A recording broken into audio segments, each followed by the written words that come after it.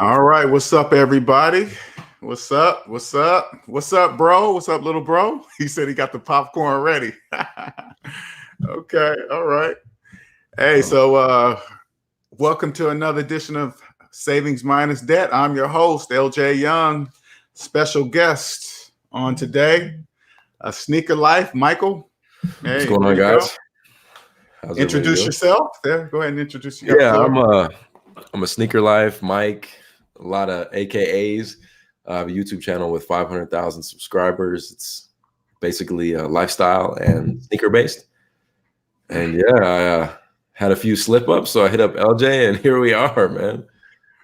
On to bigger and better things. Yes. So he's get on in here, SMD family. I know it came on a couple minutes early. Come up in here. I'm about to share the link right now.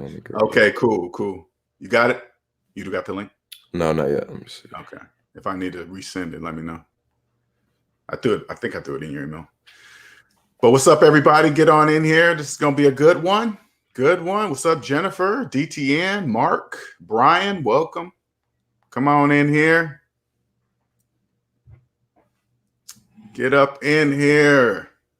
All right. Good morning, Quentin. Nicer. Good morning. Is it still? Oh yeah, it is still morning. All right, those of you that are new to my channel, my name is LJ Young, and I am a 100% conscious, debt-free motivational speaker and personal finance educator. I help people become financially free by helping them financially see outside what I call the debt matrix. And the debt matrix is a place where I lived for the first 40 years of my life, where I believed in finance and everything that goes down in value: cars, clothes, washer and dryer, dishes. What else did I finance? I financed a lot of stuff. All right. And couldn't figure out why I was living paycheck to paycheck. Then one day I woke up, figured it out. And I was like, oh, all I had to use is math on my finances, yelling. That's all you had to do. And then I got debt free, and that was it. Next thing you know, I created this channel to help others feel the same way I do. Freedom. Savings minus debt equals the cost of your slave papers. Are you ready to pay?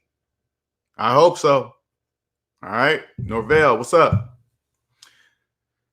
All right. We are about 3 minutes in. I'm at 2:35. We're going to make 20 more seconds, and then we're going to get started here, you guys. I like starting on time. Would you send me the YouTube link? For some reason, it's not popping up on my. All right. 1 second here.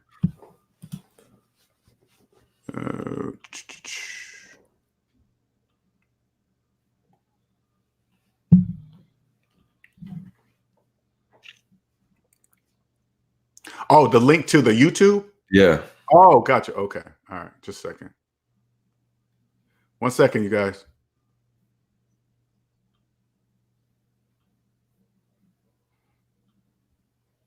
I'm going to email it to you right now. Okay.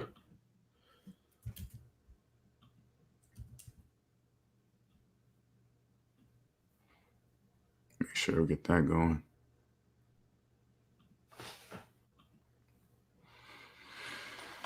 All right. Wait till you make sure you got this link real quick, you guys. But get on in there. There we go. Is it working? Yep. All right, cool. All right. So we're gonna, now that you guys know me, get up in here. I was gonna let Mike talk about his story until it was time to meet me. So you could talk a little bit about yourself, Mike. You don't have to go detail, but it's totally up to you how you want to do it. For sure. Yeah. Basically, I went to college and I didn't realize how much debt I would actually be leaving with, nor did I know that I would be paying interest for the last 3 years and my balance does not go down at all. And I know a lot of younger people are in this position, and maybe even younger than that. You're not in school, but I just figured it out now, which I'm glad I connected with LJ, and I'm really working on it. And I want to be able to prevent you guys or help you guys move forward and actually know the facts before basically signing your life away. As LJ would say, your slave papers. My slave papers right now are $200,000, and I'm gonna try to get this done in 2 years. So that's pretty much my hardcore.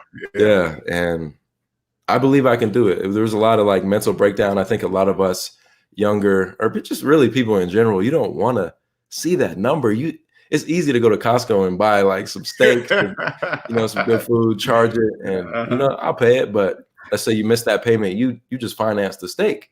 Sure did. And little did I know, I'm financing blankets, steaks, the dog food, just so many things. So even when you use cash to pay for the steak, you're still financing the steak. Exactly. So I think hearing, savings minus debt equals how much money you had in real life. When I heard that from LJ, like I had to hit him up. So here we are, guys. And I'd love to hear you guys' stories too, but we're going to get out of this, man. That's it. Like, it's that simple. You guys, I love that Mike came on today because I want you guys to hear from your generation. If you're around his age, you guys need to hear, because you hear from me, you're like, oh, he's 50. Of course he knows this and that. But I'm just saying to you guys, it's just mathematics. Math has no age. So it doesn't matter who knows what 5 + 5 equals, 25-year-old or 50-year-old. That's what I'm trying to show you guys, so you guys can see the consistency is just mathematics. That's it. For sure. And I think it's one of those things where, like you said, you're older, I'm younger. Sometimes even maybe in between, it's just the way someone words something to really like, wow. Like someone could have been saying savings minus debt to me over and over, but I didn't listen. But when I heard you say it, it connected with me. Yeah.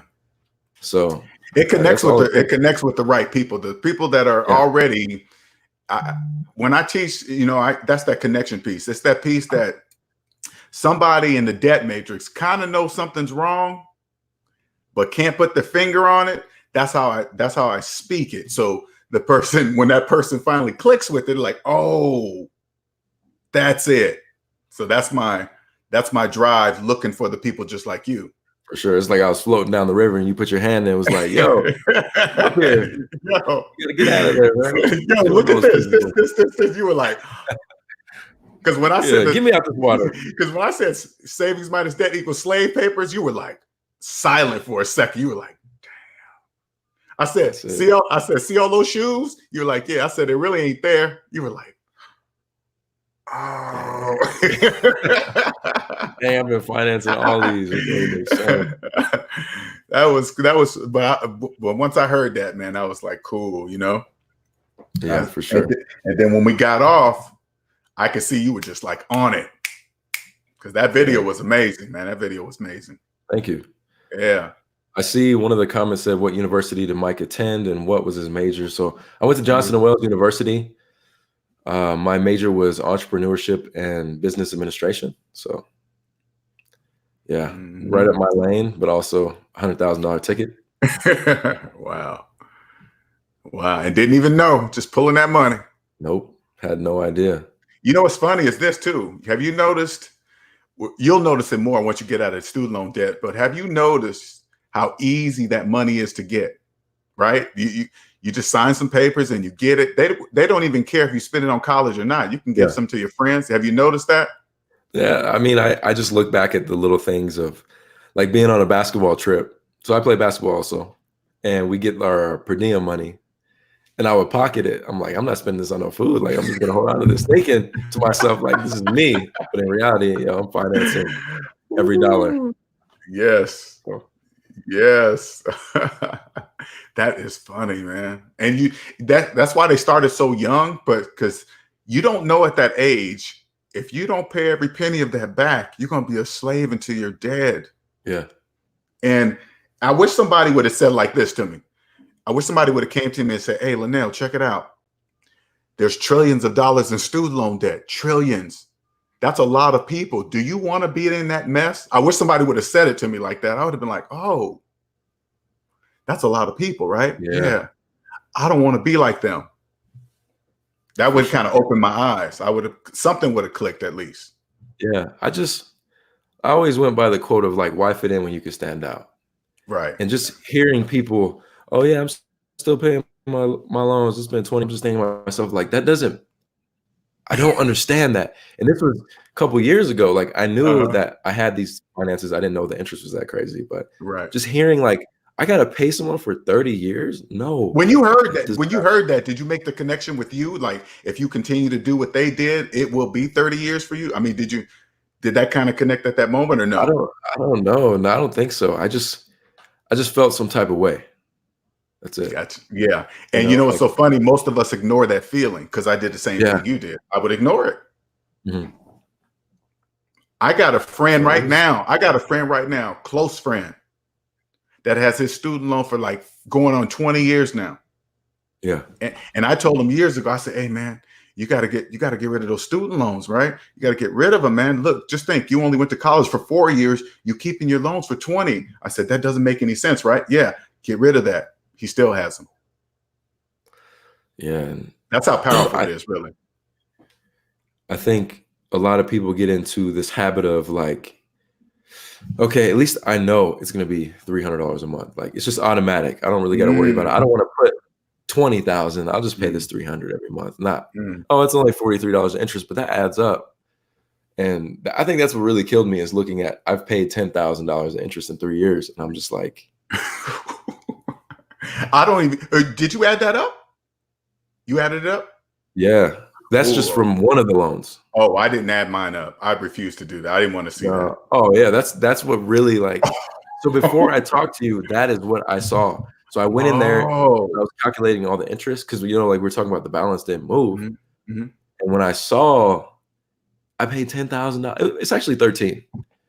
I was hurt, because I'm like, as a business person, so I started my business with $1,000. This is when I had no debt, when I was in high school. So what I could have turned, I turned $1,000 into a lot. So I could have turned $13,000 into a lot. You know what I'm saying? Right. That hurts, but and you got to look at it this way. Now, I'm glad you brought that up, because I want you to see something. You might not see it right now, but you try to understand, follow it mathematically. Now, remember, millions of people were doing just what you were doing. That cost them 13,000. Okay. Millions do that every day. Yeah. Okay. Now that you're not, that means you're going to make $13,000 more per year than the people that do. See what I'm saying? So, because you'll look at your money collectively. So you stand out from the rest of them, and you'd be like, oh, those payments you don't make, car payments, everything goes in the same thing. For sure. That's why people can live off of $30,000, $40,000 a year. It's nothing, really. It's really nothing. And people wouldn't even notice. That's why your business is going to go through the freaking roof, because you're going to be like, oh, you're going to make these connections. You'll be like, damn, I don't got without a car payment, student loan payment, credit card payments. You're going to be like, my money is stacking so fast. Oh man, that's your head's going to spin. Like, I look at how much I spend each month on all those things, and I'm just like, I'm number one, I'm blessed to be able to just pay, even though it's finance. Like, I'm still there, but when it's gone, I'm just like, life is going to be incredible. If somebody would have told me just like this, hey man, Linnell, you're financing that car because you have no money, I would have been like, yeah. I said, somebody would say, well, if you know you don't have the money for the car, that means you don't have the money for the taxes either, right, Linnell? I would have been like, well, yeah. That means you're financing the taxes too, Linnell. And I'd have been like, I didn't see that. Yeah. If somebody would have told it to me like that, it would have opened my eyes completely up. I'd have been like, damn. And I'm financing the taxes for 72 months. You should have told me that 2 years ago, LJ. What's going on here? Well, you're gonna know now. You'll never do that again, ever. Sure. Yeah. Ever. Which you gotta learn. I gotta learn the hard way. Huge shout out to everybody in here saying what's up. Alma, I see you. Appreciate you watching, man. DNT said, Mike, what career are you in? I have so many different side hustles, but my main career is YouTube. I was lucky enough to get YouTube off the ground before I graduated, so I've been able to do that. Wow, that's impressive, man. Thank you. It's been. You went hardcore to do that at such a young age. That just blows my mind at the age you did it, really. Yeah, I mean, I've been since 2009, when I was like in the 8th grade. I wanted to be a YouTuber. Like, I just knew, like, that's what I wanted to do. I wanted to just entertain people, and I love to edit and just connect. So that is cool, man. Thank you. I didn't get on YouTube till this was born, really. Yeah, I was always always a person in front of people and stuff like that. But until I discovered this is when this happened, and it was just born from that. So it's just incredible how many people you can connect with. Like, I mean, you saw the video, like all those comments, people are from Australia, France, Philippines, Germany. It's like, That's got to feel good, man. That's Of got to feel course, really good. it does. That is crazy. You never know. A view is cold. Right. But like for someone to genuinely be like, yo, I'm from Australia. This is my situation. This is how old I am. This is how you impacted me. I know. I wasn't prepared for that. When I had a first person say to me, man, Linnell, you changed my life. I was like, oh, I've never heard that before. You know what I'm saying? Because nobody accidentally says that to somebody. Not at all. Unless they mean it, right? And so when that first happened to me, I was like, oh, I wasn't expecting that. I mean, it felt good, but it just kind of took me back because I don't think I've ever said that to somebody. For sure. Same. And that's where you're just kind of like, wow, like this is, it feels good. It's just a very priceless feeling. And to know that you altered somebody's future just by a few words. Right. Phenomenal. It's like it almost feels like a gift. And so like when you like paying the pain that you're feeling right now, paying it off, that's a very important part of the process. You must feel that pain because you're feeling what you spent. So when you get on the other side of zero, you'll be like, I'm never doing that again because I don't ever want to go through that again. So so that won't even be a thought to ever go back into debt for anything, right? The reason why your business is going to blow up because you're going to, like I said before we got in here, you're going to see all the fakers in the business. You're going to be able to spot them very easily. You can be like, oh, that's why they're doing that. Okay, so if I just do this, it'll just count. You know what I'm saying? So you'll stand out more in this because you told me how much competition in the sneaker business. This will help you just explode. Yeah, and obviously, we all want to victimize ourselves. Why am I in this situation? Why do I have all this debt? Why did this happen to me? It didn't happen to Joe Schmo up the street. Like, why is it happening to me? Mm-hmm. But you got to look at it as, I'm going through this because I don't know. I don't want to like press religion or anything on you guys. Whatever you believe in, let's say the universe, whatever. You're going through this because you're meant to go through this. It's only going to make you stronger in this sense. And I look at it as when I first started YouTube, I had so much support because I was going from 0 to 100,000. Then I got 100,000. People still loving it. Then you get to 500,000. Then you're kind of untouchable at 500,000. It's like, that's too many. I don't really like you anymore. But now this debt is, oh man, Mike actually does have struggles. He doesn't just have a nice apartment and a Rolex and a Range Rover. He's actually going through struggle. So it's like, in a sense, providing a different value in that personal, like being personal. Like, yo, this is how I got here. It was a little slippery slope. But hey, I'm still grinding like all the rest of you guys. My situation is just different. Everybody's journey is different. So it's one of those things. I'm glad. And so crazy, Mike. This is when on the outside looking in. This is why people do that. This is why they think it's just them messing up with money, right? Yeah. When they could just look at the numbers and Google car loan debt, it's in the trillions. It's not just you. Yeah. Google trillions in mortgage debt, trillions in student loan debt. It's not just you, but people don't realize that. So they kind of shun to themselves. Oh my God, I'm embarrassed. When they could just look at the numbers and say, oh, damn, it's more. So there's a lot of people out here faking. Yeah, look at the numbers. There's a lot of people faking. Exactly. Yeah.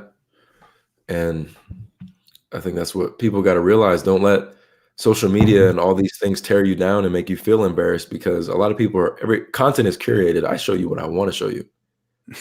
I could easily be like, I bought this Range Rover in cash and you guys would never know. Right. And there's tons of entrepreneur ads. Hey man, are you in debt? Like just a year ago, I was homeless, blah, blah, blah. Now I got the Lamborghini in my garage. We're like, bro, you rented that. Come on. But that works though. But that works. Yeah. See, and that's what's going to make you stand out from the rest because you're not going to do those are called gimmicks. Yeah. There's a reason why they have to do that gimmick because it shows what their product is usually, that it's just fake. That's why they need a gimmick. You look at, I've never seen really a Gucci commercial a gimmicky Gucci commercial. I've never seen one. Yeah. Because they know they don't have to do that. Exactly. See what I'm saying? And just think about Louis Vuitton. They don't even need to make a commercial. They don't because people sell their product. They don't even need to make commercials because this is people go and buy a $15,000 purse and then get on the internet and tell the whole world that they just paid $15,000 that they know is not really for $15,000. You know that purse was, you know, it didn't cost $15,000 to make that purse. Exactly. But then they go and brag about it. That's how they're rich. Yeah, and that's the same realm of sneakers. That's why it gets exhausting, because even for me, it started as a genuine passion. You love sneakers. Hey guys, this is what I got. And then it gets into, oh wow, I'm making money from buying sneakers. And then you get caught into this hype of the sneaker released for $160. We know it's only worth $20. But guess what? I paid $2,000, guys. But this is hype. You know what I'm saying? So Right. It gets to a point where I wanted to switch up which I did. I switched up my content value-wise. And that kills off views, because you're no longer breeding into that, like, every week, this is a new $1,000 shoe. Boom, boom. Oh, so you're not doing that. I don't do that. And that's where it kills off views. Because when I make a video that has some real value, obviously the right people connect with it. Correct. That's it. You're right. So that's kind of what I'm chasing now, because that's what feeds my just day to day, you know? That's what I do now, because that's why I only have, you know, 1,300 subscribers, right? But those are the people that understand what I'm saying. For sure. Those are the people that stay, and when you throw in the value piece of it, the people that stay understand what that is. And so they stay. So the people that you don't really even care about, they're the ones that leave because they don't get it. That's okay. See you later. For sure. Thank you, Jennifer. I forgot to. I appreciate. I'm sorry. I appreciate the comment. You're right. Definitely, the struggles are here, and we're gonna get through them. Is there any more questions in there for you? Oh, what's up, Ill Wills, man? I see you sneak in here. What's going on? Mark says, trying my hand at some card number. Got a brother at work helping me out on that. Oh, he's talking to Ill Wills. My bad. So yeah. So man, that's just. I'm just glad to be able to help you succeed even further. You know, because once you get on this side, man, you don't want to step on anybody's stuff. You don't want to steal anybody's stuff, the material. You don't want to do any of that, because there's plenty of room for everybody. You don't have to do any of that. Everybody eats. I want to see you become a multimillionaire. You know, I want to see that. Yeah. I think another cool thing is to realize what you can truly do with money too. Like, just charity is the way you can impact people. It's a different ball game. Subscribe to this channel. Oh, yeah. Thank you, sir. Let me see. What's Fresh Prince C? Fresh Prince CL said, real, recognize real. What year your Range Rover do you have, Mike? I got a 2015 Range Rover Sport HSE. Literally my dream car. Financed it for my soul. It's slow.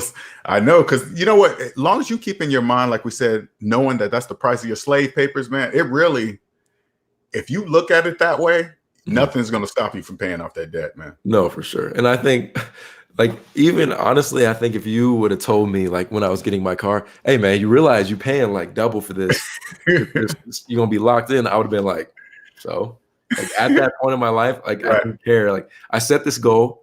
I'm getting this car. And you know, once you get your mind set to the wrong thing, it's pretty hard to turn back. I mean, don't get me wrong, though. You still achieved the goal that you set in your head, right? Sure. You just didn't know you did it the wrong way, right? That's cool. For sure. You know, because you're gonna get it. It's like you decide you want another Range Rover. What you're gonna do? You're gonna buy it for half the price from somebody in debt. That's it. Yeah. Facts. You'll be like, I know you want that much, but I got this much, and they're gonna see that cash. They're gonna be like, oh, I'm broke. I'm gonna take it. All right, cool. Yeah. It's a different world, guys. Yeah, man. Because you buy it under Blue Book. Check it out. You buy it under Blue Book. Drive it for a few years. Sell it at Blue Book. That means you drove the car for free. Yeah. They asked, "What's the total amount?" LJ, did you want me to discuss the strategy or? Oh yeah, go ahead, man. That's no problem. Okay, cool, guys. So I'm currently a little less now, but we still in $197,000 of debt. My strategy is just going from smallest to largest, basically. I wanted to start out with the highest interest, but I mean, I do get the psychological aspect of it, of just like little by little, it does give you that momentum. Because initially, I was like, this hurts. This hurt. But now it's kind of to a point where you pay it, and I don't really feel like that hurt. I'm like, no, I'm moving closer towards the goal. So closer to zero. Yep, closer to zero. Because a lot, I try to explain it to people how it would feel to be at zero. And I just say, what I usually say is, imagine how much your total debt is in your head. How much money it would take to write off, to wipe it away, right? And everybody thinks of this number. And I say, what if somebody came along, wrote you a check, and paid off every single one of your debts right now? How would that make you feel? And everybody's like, oh my God, that would feel so great. Then I say, that's how it feels to have a net worth of zero. And then when I say that, they're like, no, not $1 million, not $1 trillion, not $1 billion, zero. And then they're like, oh my God, that's what it feels like. Yeah, for sure.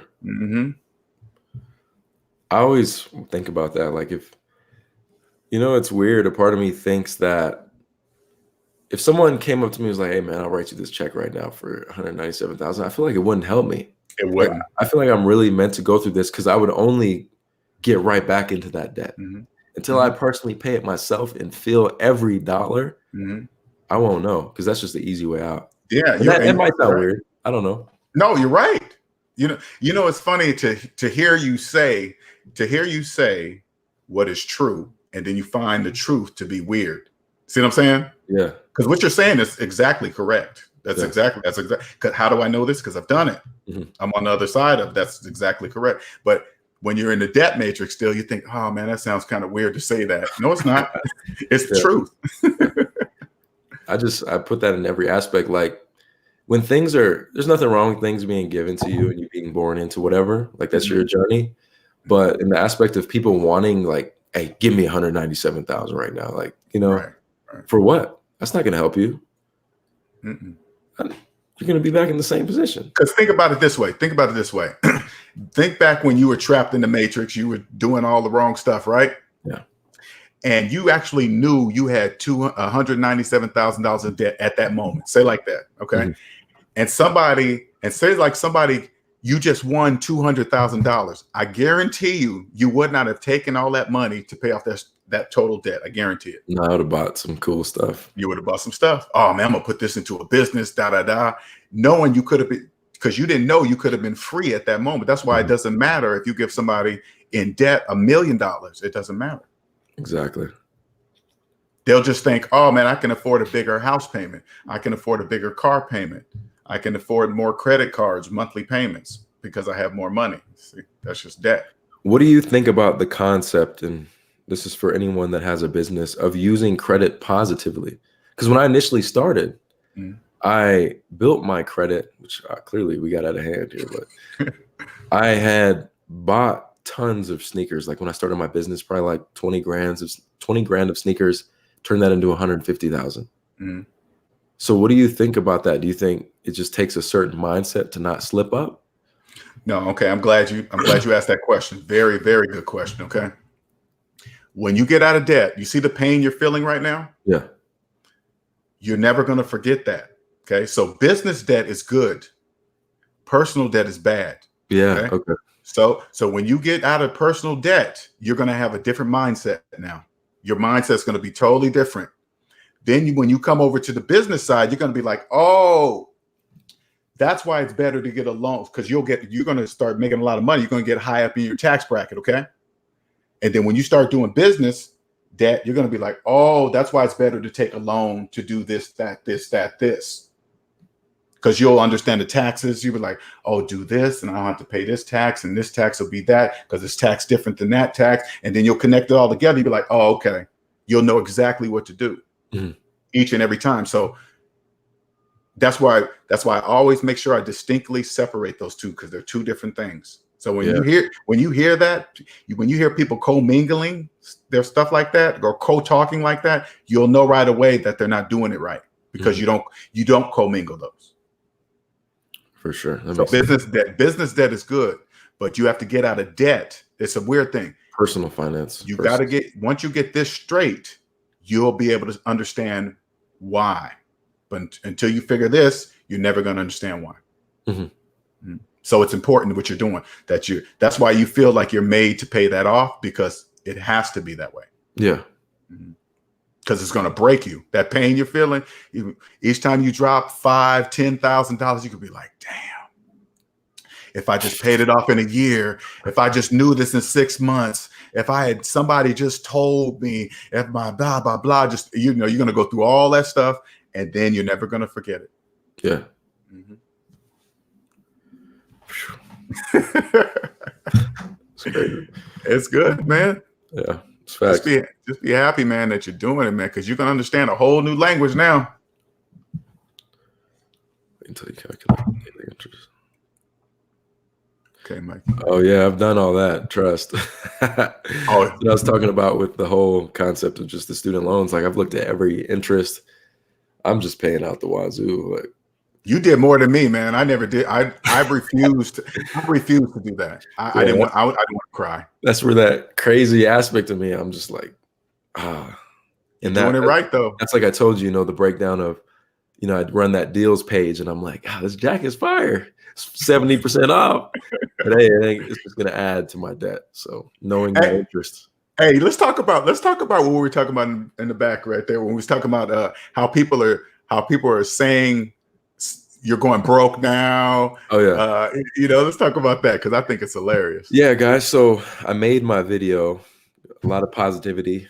Come with positivity, always negativity. I could have 1,000 positive comments, but there could be one negative comment. I'm reading it. I'll see it. But the majority of people, I made a video about selling my sneaker collection, and everyone, oh, Mike's going broke. He ain't getting the views that he used to. He ain't got the clout. He ain't got the juice. Everything everything you could think of. And, we spoke about, that's just a reflection of them. Like, I know where I'm going. Right. But those people don't believe in it. They're not looking at the math.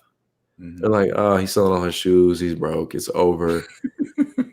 Or you get the comments of, you got 500,000 subscribers. You should be making $1 million a year. Are you serious? Oh yeah. Wow, that is crazy. Someone's like, you could ask every one of your subscribers for $1 and you'd be out of debt. And I'm just like, no. They really think it's like that. Yeah. For sure. And for those of you guys that are listening to my age or above, I remember when I did the same thing at age 40. I moved out of my fancy high rise, sold my Lexus, sold all my stuff. Everybody, what's wrong with LJ? Is he on drugs? Did he lose his job? You name it. And it's much different at age 40, because they really think if you living with your sister in a room, they think you're broke. You know what I'm saying? So you got to ignore all the people in the debt matrix, because they're just talking about themselves. Yeah, and you look at those same people working 70 hours a week while you're like, I don't even know what time it is. Is it Monday or is it Friday? I don't even know. People get mad when I say that on Facebook, man. I'll be like, oh, what day is it? What time is it? They'll get upset at me. Does that happen to you? Yeah, I see. Like, since especially just working for myself, I've still gotten the aspect of that. Like, I don't really have to 9 to 5. So people do, like, I'm like, what's today? They're like, it's Thursday. And I'm like, oh, okay. Oh man, that's cool that you get to feel it at your age, though, man. I wish my life would have been different. Just knowing this really put me on that right track. Like, my rich life, honestly, is just to, like I told you, go to the grocery store. I want to go to Whole Foods, buy whatever I want. I don't even want to look at the price. Like, I don't got to worry about it, because I like to cook. I told you, like, that's it. Oh, let me do this before I forget, because I forgot. Just to show you. Kind of give you an idea of 1 second. Let me grab this link real quick. Mike, you're gonna see most Instagram. Oh yeah. So talking about generous being, helping people, right? So this guy, one of the SMD family members, Mike Rurambo, it's R-U Rambo. Rurambo. I hope I'm pronouncing that right? He pointed out that I helped him, just by listening to me through the video. So he purchased some time, a 45-minute session, to donate to a person that in the group. Once you join, because we have a side server that we communicate along, the SMD family members. Yeah, Discord. Cool. Yeah, Discord server. And so that's the Discord server link. So we're trying to get people to enter, go to the Discord server, join up and enter the drawing. We'll place you in a drawing to where you'll win this 45-minute session for me, donated by Mike Rambo. So that was awesome. He did that. He did that a couple days ago. He's like, "Hey man, you've changed my life so much, man. I'm gonna purchase a session to give away." So that's what he did. Wow, that's awesome. Pretty cool. So I posted a link up in there, you guys. So join up to that. Okay. Ill Will says, Linnell, how do you store your inventory? Do you store them in a pest-free environment? Do you have insurance? Man, I don't know what you talk about, Ill Wills. He's trying to be funny. I know he is. I know he's trying to be funny. Let me see what. Okay, here. Fresh Prince CEO Mike, you're going to see too. Most of the Instagram influencers are faking it, and there's loads of debt. You're going to be way ahead of and able to do more than most. Oh yeah. Yeah. The thing is, I know a lot of Instagram influencers that live in them because I lived in LA, so I see it all. I definitely fell into the lifestyle. It's pretty cool. I mean, it is. Wow. But, I mean, I've seen it for sure. You definitely see the faking, and it's curated. You know, it really is. And I forgot Fresh Prince. Fresh Prince reached out to you for me. I totally forgot that. He reminded me of that. Okay, word. Yeah, he just hit me in the DM then. Yeah. Yeah, that he was because I helped him too, man. So he's seeing. His eyes opened up the same way yours did. He was like, oh, He's from Florida. He's from Florida, right? Yes, from Florida. Word. Yeah, man. Yeah. Definitely appreciate you, Fresh. Yeah, because I was like, somebody pointed that. I forgot. Day says Mike is changing his family tree, and this debt payoff is bigger than him. So Mike, stay in your lane, on your path. You are doing the right thing. Cool. We have a couple. From NC Biggs and DTN. What's your page about now? It's still about sneakers value, basically things that I learned. I got a podcast coming. That's going to be great. Oh, okay. DNT. There we go. Mike, knowing what you know now, would you entertain a woman? Oh no. This is like one of the first things I was like my girlfriend now, she has no school. I would never like definitely not. And I'm glad that she entertains me. So, because that's all I talk about is like that is cool. I told him DTN, I said that would be a problem. Trust me, when you get out of debt, that if I was 25 debt free, my dating life would have been totally different. Yeah. I'd have been like, oh, how much debt you in? Oh, I got 25,000 in student loan. I'd be like, oh, when you gonna pay them off? Oh, I don't know. I'm gonna keep. I've been like, peace. Yeah. I'll catch you on the rebound. Let's see. Dave says, don't even listen to broke people. Okay, we've listened. That one. Amina says, after you became debt free, will you still? Okay, that's for you. That's for you, Mike. After you become debt free, will you still be on YouTube? And I can give you a dollar. Hey, shoot me that dollar. I need it. No, I'm just kidding. But of course, like YouTube is literally my passion. Like I just thoroughly enjoy connecting with people. So just being out of debt, like I feel like the things that I'll know, the things that I'm learning now, I'm already trying to teach, right? But the things that I'll know then, it's a different ballgame. I just want to be able to impact. Like that's what I'm here for. I'm here to impact people. So when I'm debt free, I know I'm going to be traveling everywhere, meeting as many. I'm going to be connecting as much as possible and helping. So of course, I've done. You know what's so crazy? It's been about 7 years since I've done more traveling in these 7 years than my whole entire working adult life.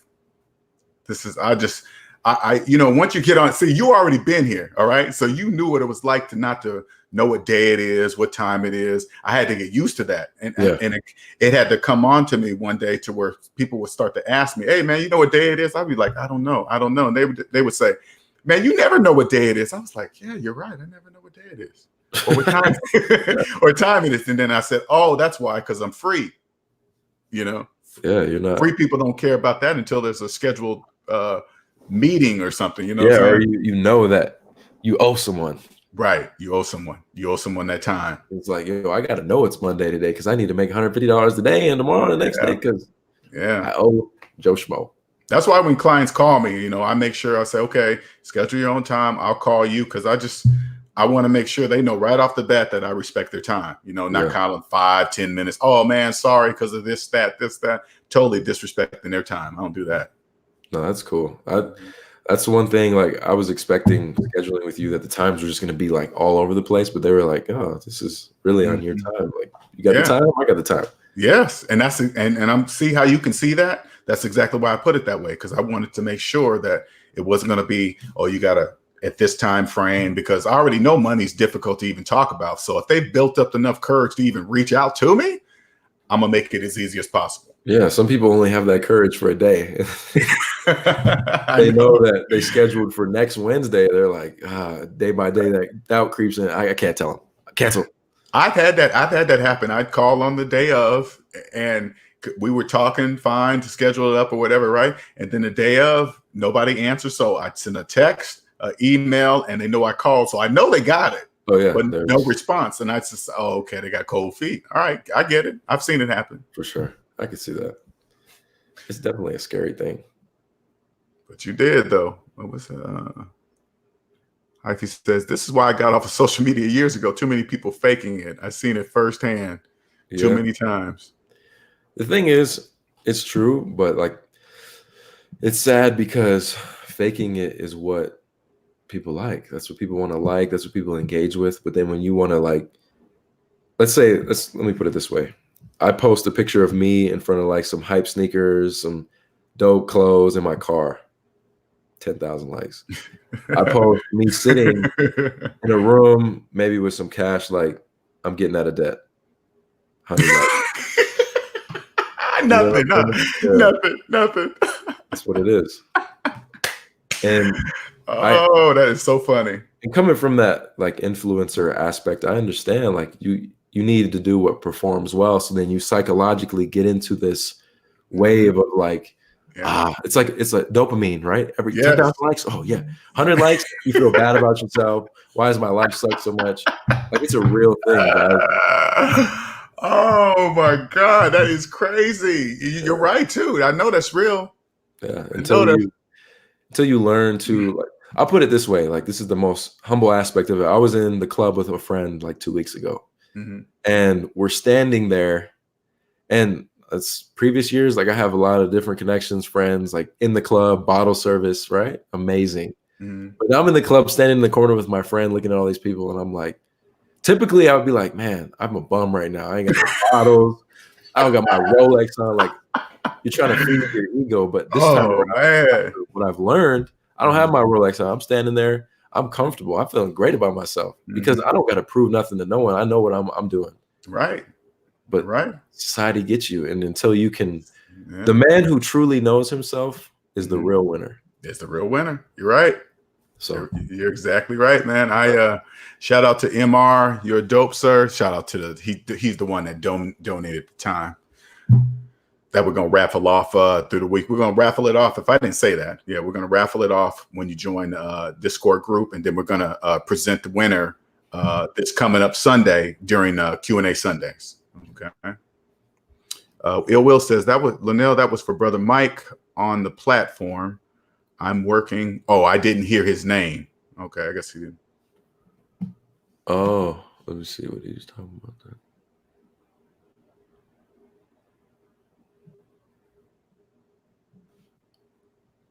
Oh, he says, Linnell, I wasn't trying to be funny. I know the brother has a large inventory, 20K worth of sneakers. Oh, we thought we were talking to LJ. We were like, what? Right. Yeah, so I just have like another room just full of stuff, basically. Say your name again. So a Sneaker Life is his channel. If that's what you're asking, O Wills. Mike. But you were saying his inventory. Mike. Okay, yeah. Fresh Prince says it's hard in Miami, bro. All these IG models and the majority of chicks are in debt. I bet you they are. Yeah, I actually almost moved to Miami in college. I was going to transfer universities. Thank God I didn't, because I'd probably be $500,000 in debt. I don't know how you live in Miami. He says, Linnell, I was asking about Mike's inventory, about insurance and storage of his merchandise. Yeah, so basically I have 2 storage units and they're AC controlled. They're very secure. And then I have insurance because I don't want anything to get burned up or. I did not even think about that either. Holy crap. Yeah. Wow. So it's all insured. If someone like decided to rob me, like I'll just get a big check probably. So. You know what? I forgot that you really got to be careful. That too, right? The aspect of people knowing where you live and where it's coming from. Everything has to be extremely secure. You got to watch how you move because people will run up on you. Really? Yeah, I have plenty of other sneaker friends that have literally been ran up on and robbed. What? Oh yeah. I mean, you think about shoes. Oh, shoes, watches, cash. Mm. Typically, I don't wear anything like my YouTube and Instagram life versus my real life. Like I wear sweats, basic sneakers. I don't wear my watch out because I'm not trying to get robbed. Like I'm not going to get killed over because people online will find you. And see, when you get out of debt, you'll know because you'll think differently. If the majority of people are broke, why are you going to show a bunch of broke people that you got money? It doesn't make any sense, So you don't need a Rolex watch. You're just drawing attention to yourself. Say, hey, look, because a Rolex watch don't really mean that you got money, but people in debt will think it is. For sure. If they see somebody with a Rolex and $1,000 suit on or some $2,000 shoes, they're gonna like, oh, that person got money. That doesn't mean anything. Yeah, and even the people that do like have it like that, they ain't out going to King Supers on a casual run wearing like all this stuff. No need for it. No. DTN says, Mike, will you become a minimalist on your journey getting rid of unnecessary or extra items? Yeah, so I'm actually selling everything of mine. The only thing that I'm not selling is my Kobe's, RIP. But yeah, I'm downsizing a lot of stuff. But I still have a lot. I'm trying to get over this whole. DTN said, just followed you on IG. Oh, word. Thank you. Appreciate it. Fresh threw up your Instagram. Yo, man, y'all are so real. Like y'all share man. everything. I appreciate That's it. That's what I'm saying, man. You know what? That's why we call it the SMD family, man, because you can come here. Trust me, Mike, you're going to have to come here every now and then because nobody's going to understand you on the outside world. And then you have to come in here and say, hey, man, check this out. This is what I got to say. What does this mean? Why should I do this? And then you're going to go back out into the debt matrix so you can deal with it. For sure. And let me just tell you like something like this. I don't typically do live streams with people anymore. Like when I was 18, I got just crucified by all these grown men. Ooh. Like I told you, they're trying to expose me. So I need to go speak my piece, which I learned my lesson about that. You just can't win. So I don't necessarily do interviews and just sit down and talk with people. And I think that's where people get that outside in perspective versus actually, because when people meet me in person, they're like, oh, wow, like you're way different than I thought. Because most people think I'm like arrogant and cocky. Really? It comes off from my videos for some reason. Like I'm telling you, this has been my whole life. Like I've met other sneaker YouTubers and they're like, you're a really nice guy. And I'm like, what? You want me to tell you what that is? Yeah, I would love to. Okay, it's because you're expressing what you know in your mind to be. You're expressing it. So they're taking it as, oh, he's just arrogant. But no, you're just showing them what you know, what you're going to do. So like this business here, I know I can back up everything I say with mathematics. So nobody can beat me. So the outside world, they thinking, oh, who is he? He think he's smart. No, I'm just using mathematics. I'm not doing anything spectacular. I say, I will always win with math. So they take that wrong. I experienced the same thing you were doing. Yeah, and it's always that's why they do that. It's always been that way my whole life too. It's always been that way. I never understood it. I was like, why do people think like that of me? I don't get it. Yeah, and they meet you and they're like, wow, you're a nice guy. Like, wish I would have talked to you sooner or something. Like, well, they probably look at your YouTube channel because I can only imagine people must see 500,000 subscribers and they're like, oh, this guy is just bigger than life. I mean, do you catch them looking at you that way when you go out? Yeah, I mean, even before like YouTube, I think just your presence is like, if I just go to the store, people stare at me. I don't know why. And that it's just what it is. It's not like, it's not, some people are like offended. Oh, you think you're hot shit and stuff. It's like, no, like that really happens. Like, that happens. It's out of my control. But it is like, I've talked to people and they're like, why are you even talking to me? And I'm like, what? You're like a little celebrity or something. And I'm like, what? It's Yeah. just like, stop, like, please. That's happened We're to me. normal. That's happened to me too. That's happened to me all my life. When growing up, I used to always wonder why people stare at me, why people always wondered who was I dating, Yeah, where we I talked about lived. this. I used to go, what? I don't care about other people's lives like that. Like, why did it that's how it is. Yeah. And it's not even like people always want to take that the wrong way, but Right. it's not. It's just like, this is really what happens. You got to ignore it though. You'll learn Yeah. to ignore it because it's more people that again, they're talking about themselves. Yeah. They don't know they are, because you can't tell them, hey, this is just what I know I can do or where I'm going to be or whatever, you know? Yeah. And like we said, it's one of those things where the right people are going to gravitate towards it. Mm-hmm. Mm-hmm. Dave says, Mike, this is a safe place. We are all real here. You just changed your whole life. I don't know you, but I'm proud of you. Thank you. See what I'm Appreciate saying? that. For sure.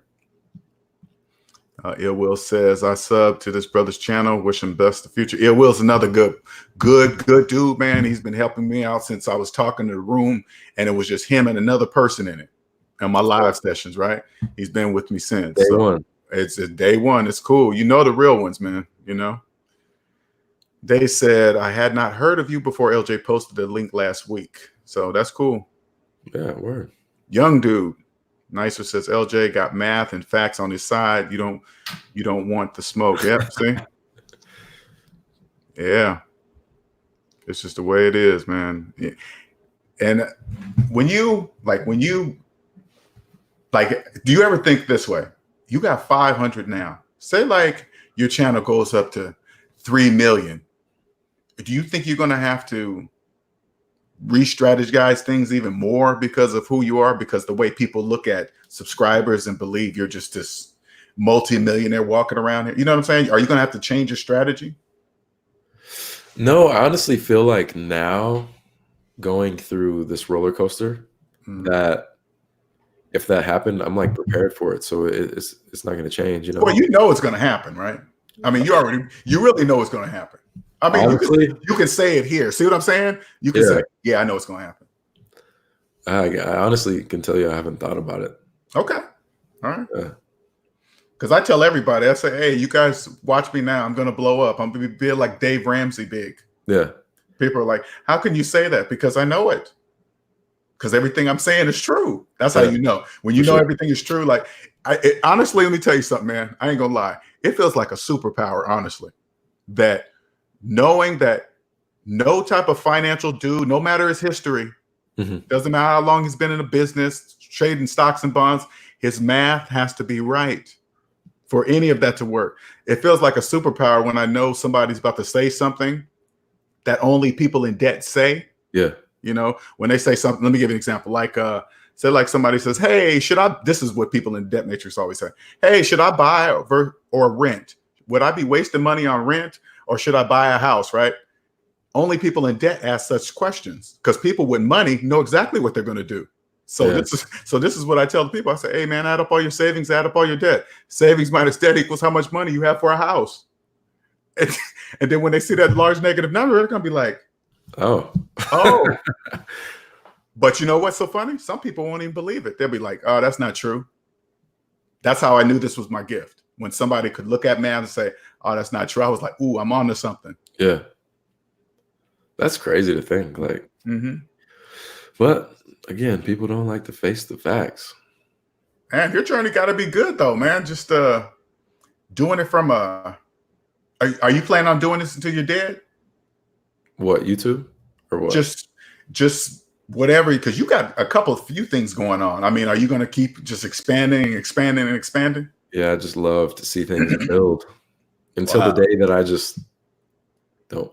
I mean, eventually, like, I want to get to a point where nobody sees my face. I'm gone. Like, I just want to. I don't want to worry about time, nothing. I just want my family. Right.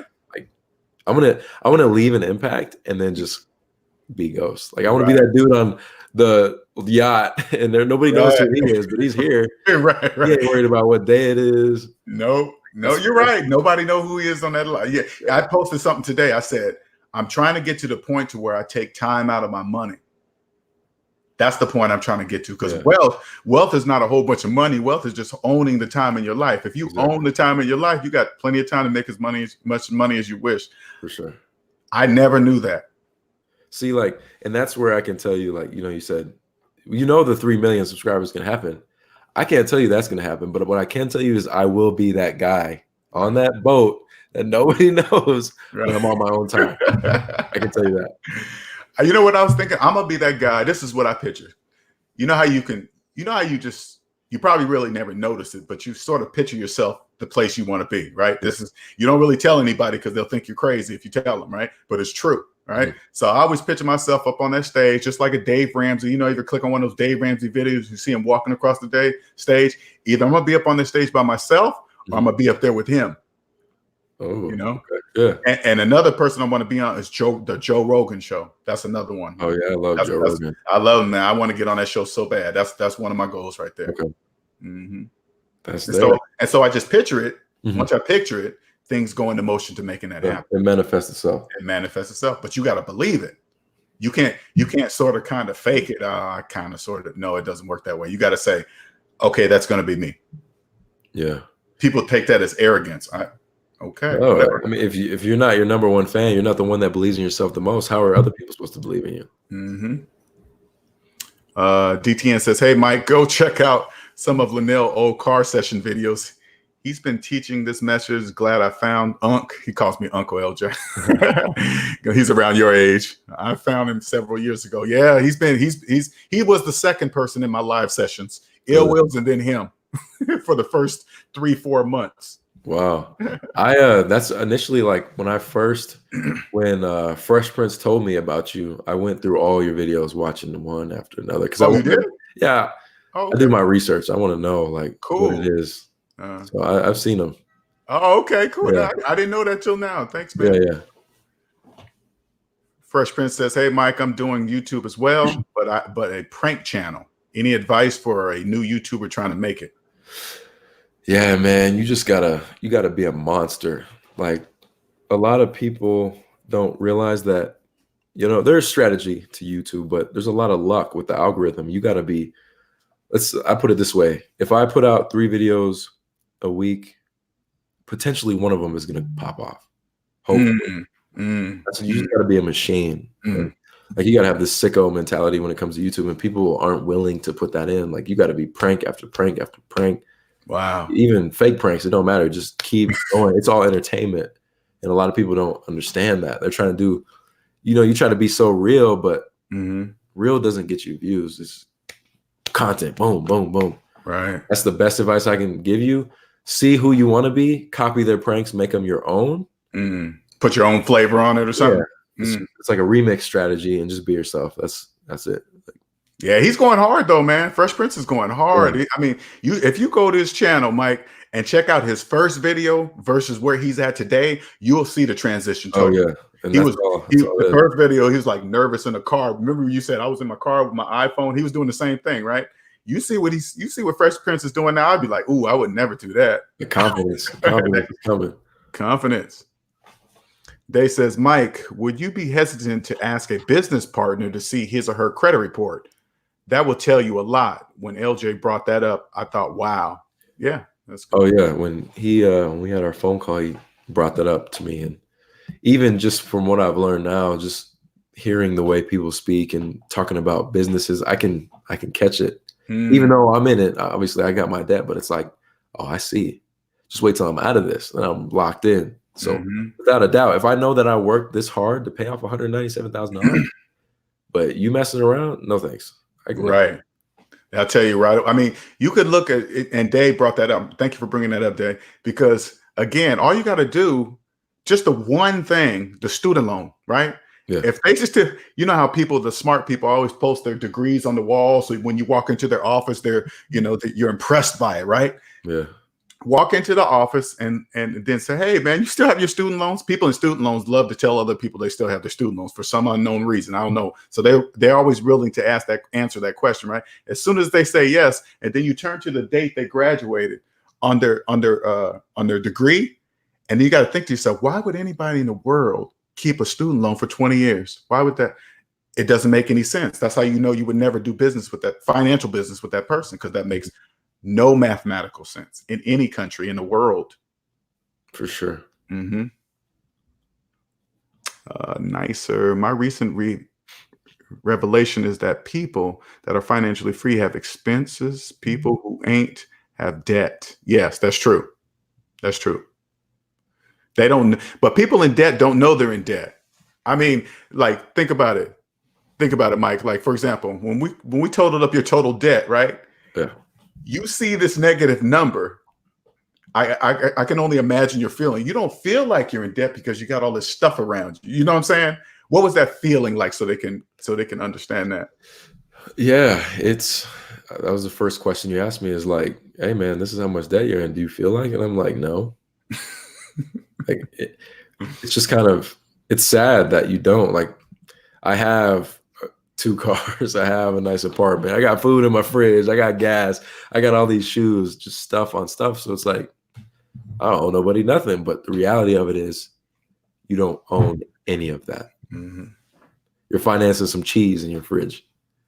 Like, right. Oof. Oof. Like some shredded cheese, bro. And you financing it, and don't even, and that's the glitch. That's what I call the glitch in the debt matrix, right? You can see on paper that you're in debt, but you look up and say, but I don't feel like it. That's the glitch, because you know this is true, but looking around you, you don't feel it because you don't realize everything that you're seeing is financed. Yeah. That was a hard pill to swallow, especially at my age. That's why I'm going like probably 5 times as hard as you right now, because of my age. Because if I would have woke up at 25, I'd have been like, oh, okay, cool. All right. Yeah. Okay. I know where to go. I know what to do. But at 50, it's like, oh, damn, I could have been a multimillionaire 25 years ago.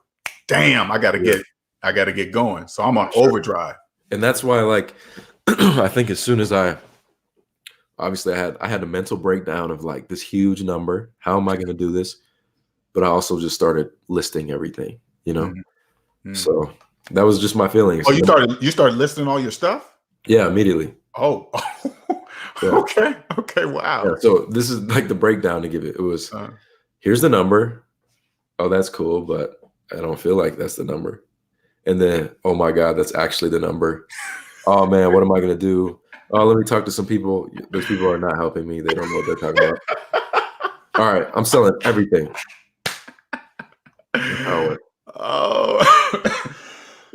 Oh, that is hilarious. That is hilarious. Oh, they don't know what they're talking about. Oh my God, I remember those days. Oh, yeah. So that was my journey so far, guys. And then I would say paying off smaller balances, a little bit bigger, I got that momentum. So, I mean, you've done more than anybody's ever done. I've never had anybody calculate up the interest of their student loans, including myself. I've never done that. Mm-hmm. I'm too afraid to do it because I kept it for 10 years. So I knew why I didn't want to do it, but I was just happy that it was gone. I paid it off, whatever. Because if you told me 10,000, 13,000, and you've only had yours for 3 years, that made me feel a kind of funny way inside just now. I'm like, ooh, if he's came up with 13,000 in 3 years, I went 10. Yeah, and that's what it was. That was the turning point for me. Like just knowing what I could have done with that money. See, that people don't realize that's the guaranteed ROI and investment. Like when people talk about return on investment in the stock market, right? Mm-hmm. None of that is guaranteed, right? No. You pay your student loans off. That's guaranteed ROI that you're never going to be paying again, that the majority of people are. That's the difference. People in debt don't look at it that way. And you just think like you're over here working your life away. Yeah. And these people are just automatically deducting money. Yes. Automatically. Without a doubt. Millions upon millions. And you know what's so funny now? Once you get out of debt, you're going to even start looking at the homeless people differently now. Because TV will make you believe they're out there because of drugs. You know what I'm saying? They're homeless because they're on meth and blah, blah, blah. And when you see the bigger picture of how many people are in debt, you're going to be like, oh, gotcha. Now, let me say this. This might, again, sound weird. Mm-hmm. But like when I see homeless people, I think to myself, man, that sucks. But also, I bet they're debt free. That's literally what I think. I'm not gonna lie. Like I'm driving my car, and they have their sign, blah blah blah, Right. whatever their story is, and Right. Isn't that I'm driving funny? in my nice car, and I'm thinking to myself, number one, I can't give you no money because I don't got no money. Number two, I'm driving this nice car, but they ain't got no debt. Like, And see how you think like that because you think because they don't have a mortgage payment, car note, you automatically assume that they're debt free, right? yeah, But all you got to do is look at the grand scheme of things. There are trillions, millions of people's and trillions of dollars worth of debt. I guarantee you some of those people, if not the majority, are out there because of the way they manage their finances. yeah, Just believing in the whole just think about it this way. What if you would have kept going doing what you're doing for the next 10 years of your life? Imagine how big that student loan would have been then. Can you imagine? no, See what I'm saying? So imagine the people that never wake up and get to my age. Because if you haven't figured it out by 50, let me tell you guys in this room right now, if you're my age right now, 50, if you haven't figured it out, time is running out for you. You better wake up. You know, it's so funny. Chapter 7 can free some people, but even people, and chapter 7 is when they wipe out all your debt, not including student loans or nothing like that, right? Wipe it totally out like that. People will get chapter 7 and get right back into debt, believing they need credit. yeah. Mm-hmm. And that goes back to the whole concept of someone can give you all that money, but you're just gonna go right back to where you started Because they don't know where they're at. Yeah. And if you think about it, just think, and what keeps me humble, I remember I was just like that. I had not a clue of how much debt I was in. Not a clue. For years. Yeah. It's like if you do something bad, someone slaps you on the hand, you're gonna do something bad again. Right? Mm-hmm. Derek says they repo my car trying to figure out if they should get it back or let them keep it and pay. If you're asking me a question, Derek, I say let them keep it.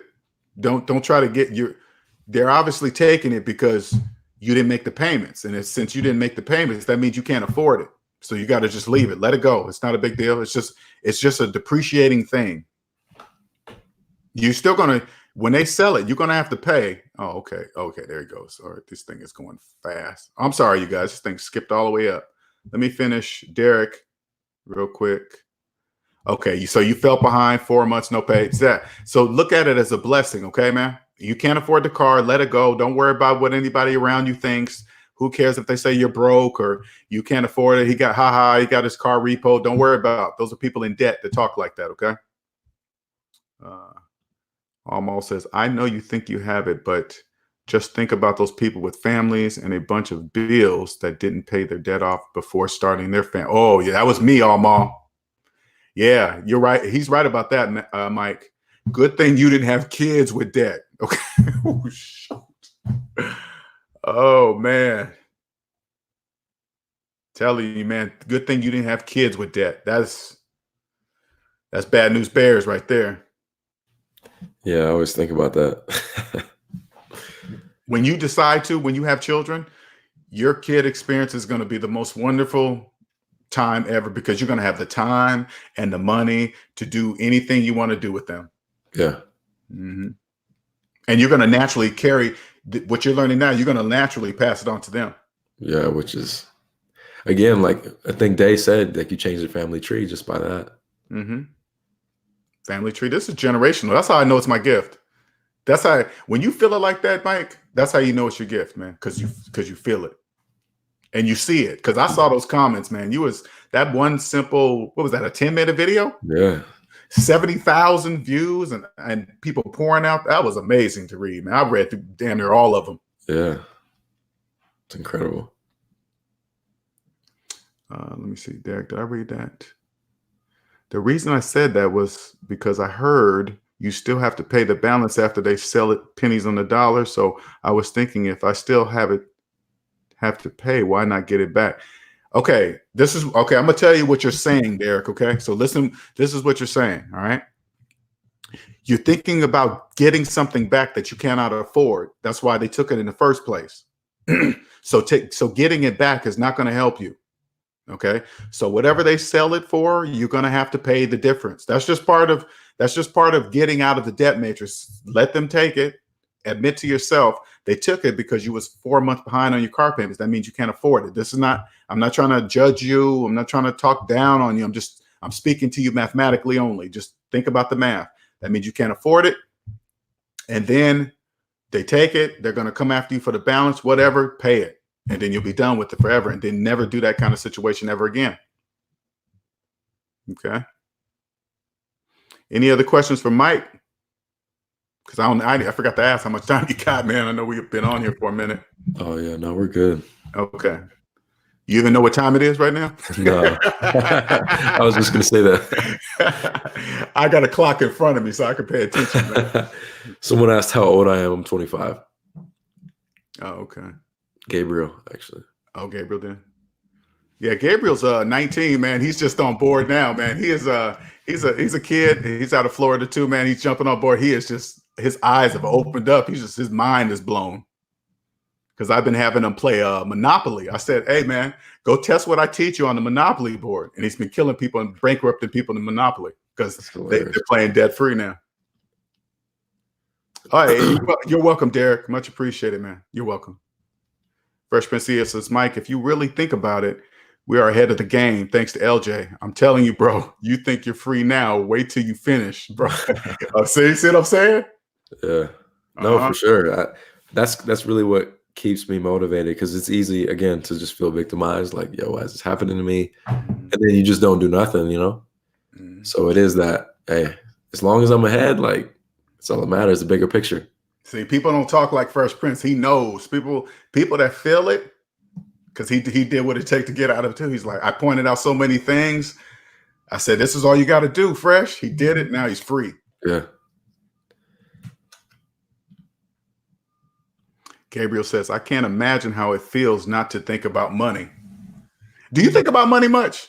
You think? I mean, I know you do now. I know you do now, but I guess, you know what? I take that back. Okay, so when you were doing your business, were you thinking about money all the time? No. See?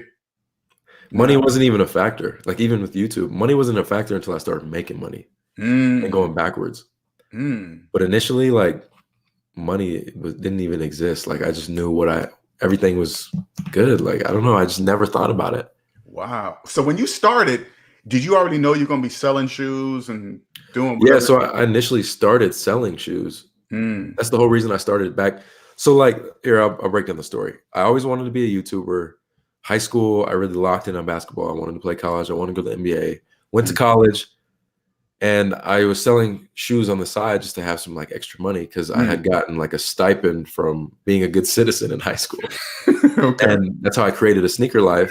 And then I'd be like, hey, guys, I got these. I got them early or whatever, and I would sell them.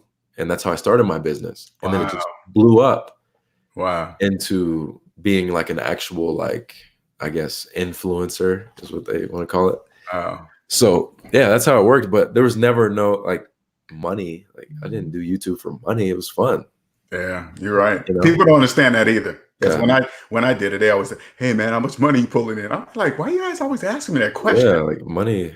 And that's where even, like, people ask about subscribers. Oh, you have this much, like, views. Oh, if you don't mind me asking, how much money do you make? And it's like, I get it. Like, everybody wants to know. Right. It's not what it's about. That's when you're thinking about money. Thinking about it wrong. Yeah, it's not what it's about. I had to learn that. I had to earn people's trust first. Yeah. Because it wouldn't matter what you sell. If they don't trust you, they ain't buying from you. For sure. And like, firsthand, I would say, like, let's say we're going this way. No money doesn't matter. And then start making a lot of money. Then start making the mistakes of, like, you're no longer doing it for the right reasons. Oh, you lose that trust. Do you see yourself when that happens? Have you caught yourself doing that? Oh, yeah. It happened to me for like 2 years. It was horrible.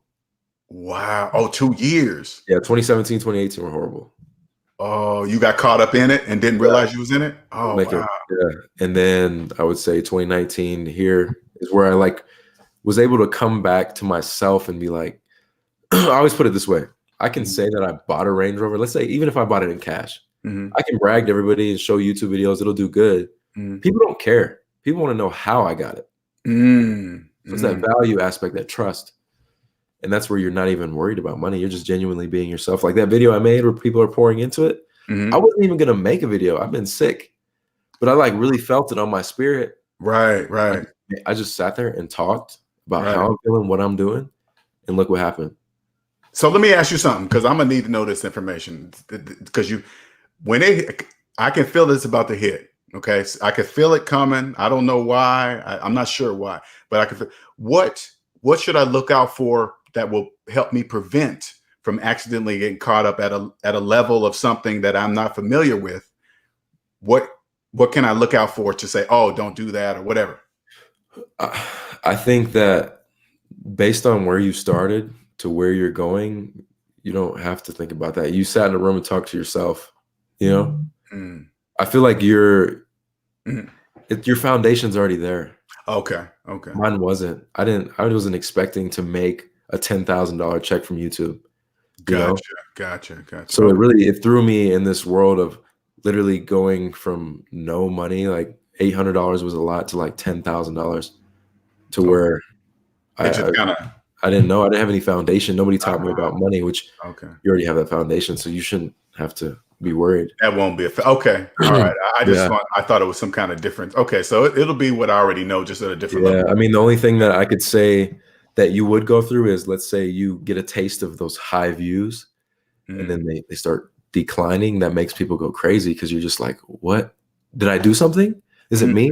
And that's just that's the only thing I could think of. Like, let's say you hit bangers, 100,000, 500,000, you get 1 million, and then the next video you get 2,000 views, and you're like, right. What? What just happened? So what you got to realize is it's not about that. Like, you just got to keep banging out content.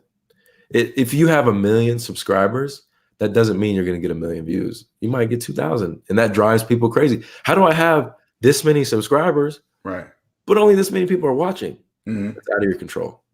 Okay. So that's the one thing. Anyone in here that wants to be a YouTuber, you got to realize these views and all that, the subscribers, they do not matter. Wow. Okay. And that's what really drove me crazy, because I'm like, I got 500,000 subscribers. My content is fire. Nobody's watching. Like, do people hate me now? Did I do something wrong? So then you're like internalizing things that don't exist. You're not being yourself in your content. Let me ask you this, because when I first started, when I had really, really low views, people were calling me back to back. Hey man, I need your help. And then my views started getting to triple digits, and then it slid down. I was like, what the? Yeah, and it makes you feel like, man, did I say something wrong? Am I giving them too much information, or I didn't understand what was going on? Yeah, so that is what I could tell you. When you get to a high level, you're gonna go through that mental, like, you just can't help it. So if you can somewhat prepare, like, it doesn't matter, whatever. Keep going. Right. Because there was too many times where that would happen to me, and I would just stop. Because I'm just really, like, I'm not even gonna upload. Seriously. How long did you stop? What was the stop time? I hiatus for a few months one time. Oh, killed my channel. Oh, that would drive me crazy to go that long without making a video, man. I would go through withdrawals. Yeah, well, even going a week now, like on YouTube, going a week without uploading is like going a decade. Yeah, that's true. I go daily, man. Yeah, people. And that's what I was like, I wouldn't sleep until I had a video done. Like, I would stay up till 7 a.m., make sure I edit, sleep, wake up at 10, go again. Like, I was a machine. Wow. You know what? Tell me if this happened to you. I remember when I was starting, man, I was kicking them out. Like, the people were like, oh man, you're doing it too much. Your videos are too long. Nobody's going to really watch that. You're not breaking them apart so they can miss you and stuff like that. I was like, but I like just throwing out content. You mean I got to be like everybody else? I mean, did you hear that kind of stuff? Yeah. There's like, how many sneaker videos can you drop in a week, or blah, blah, blah. And just ignore it. Yeah, I would. I mean, you obviously can apply different strategies because you got to learn. Like for you, it would be good to have different segments of content, because some of the videos are really long.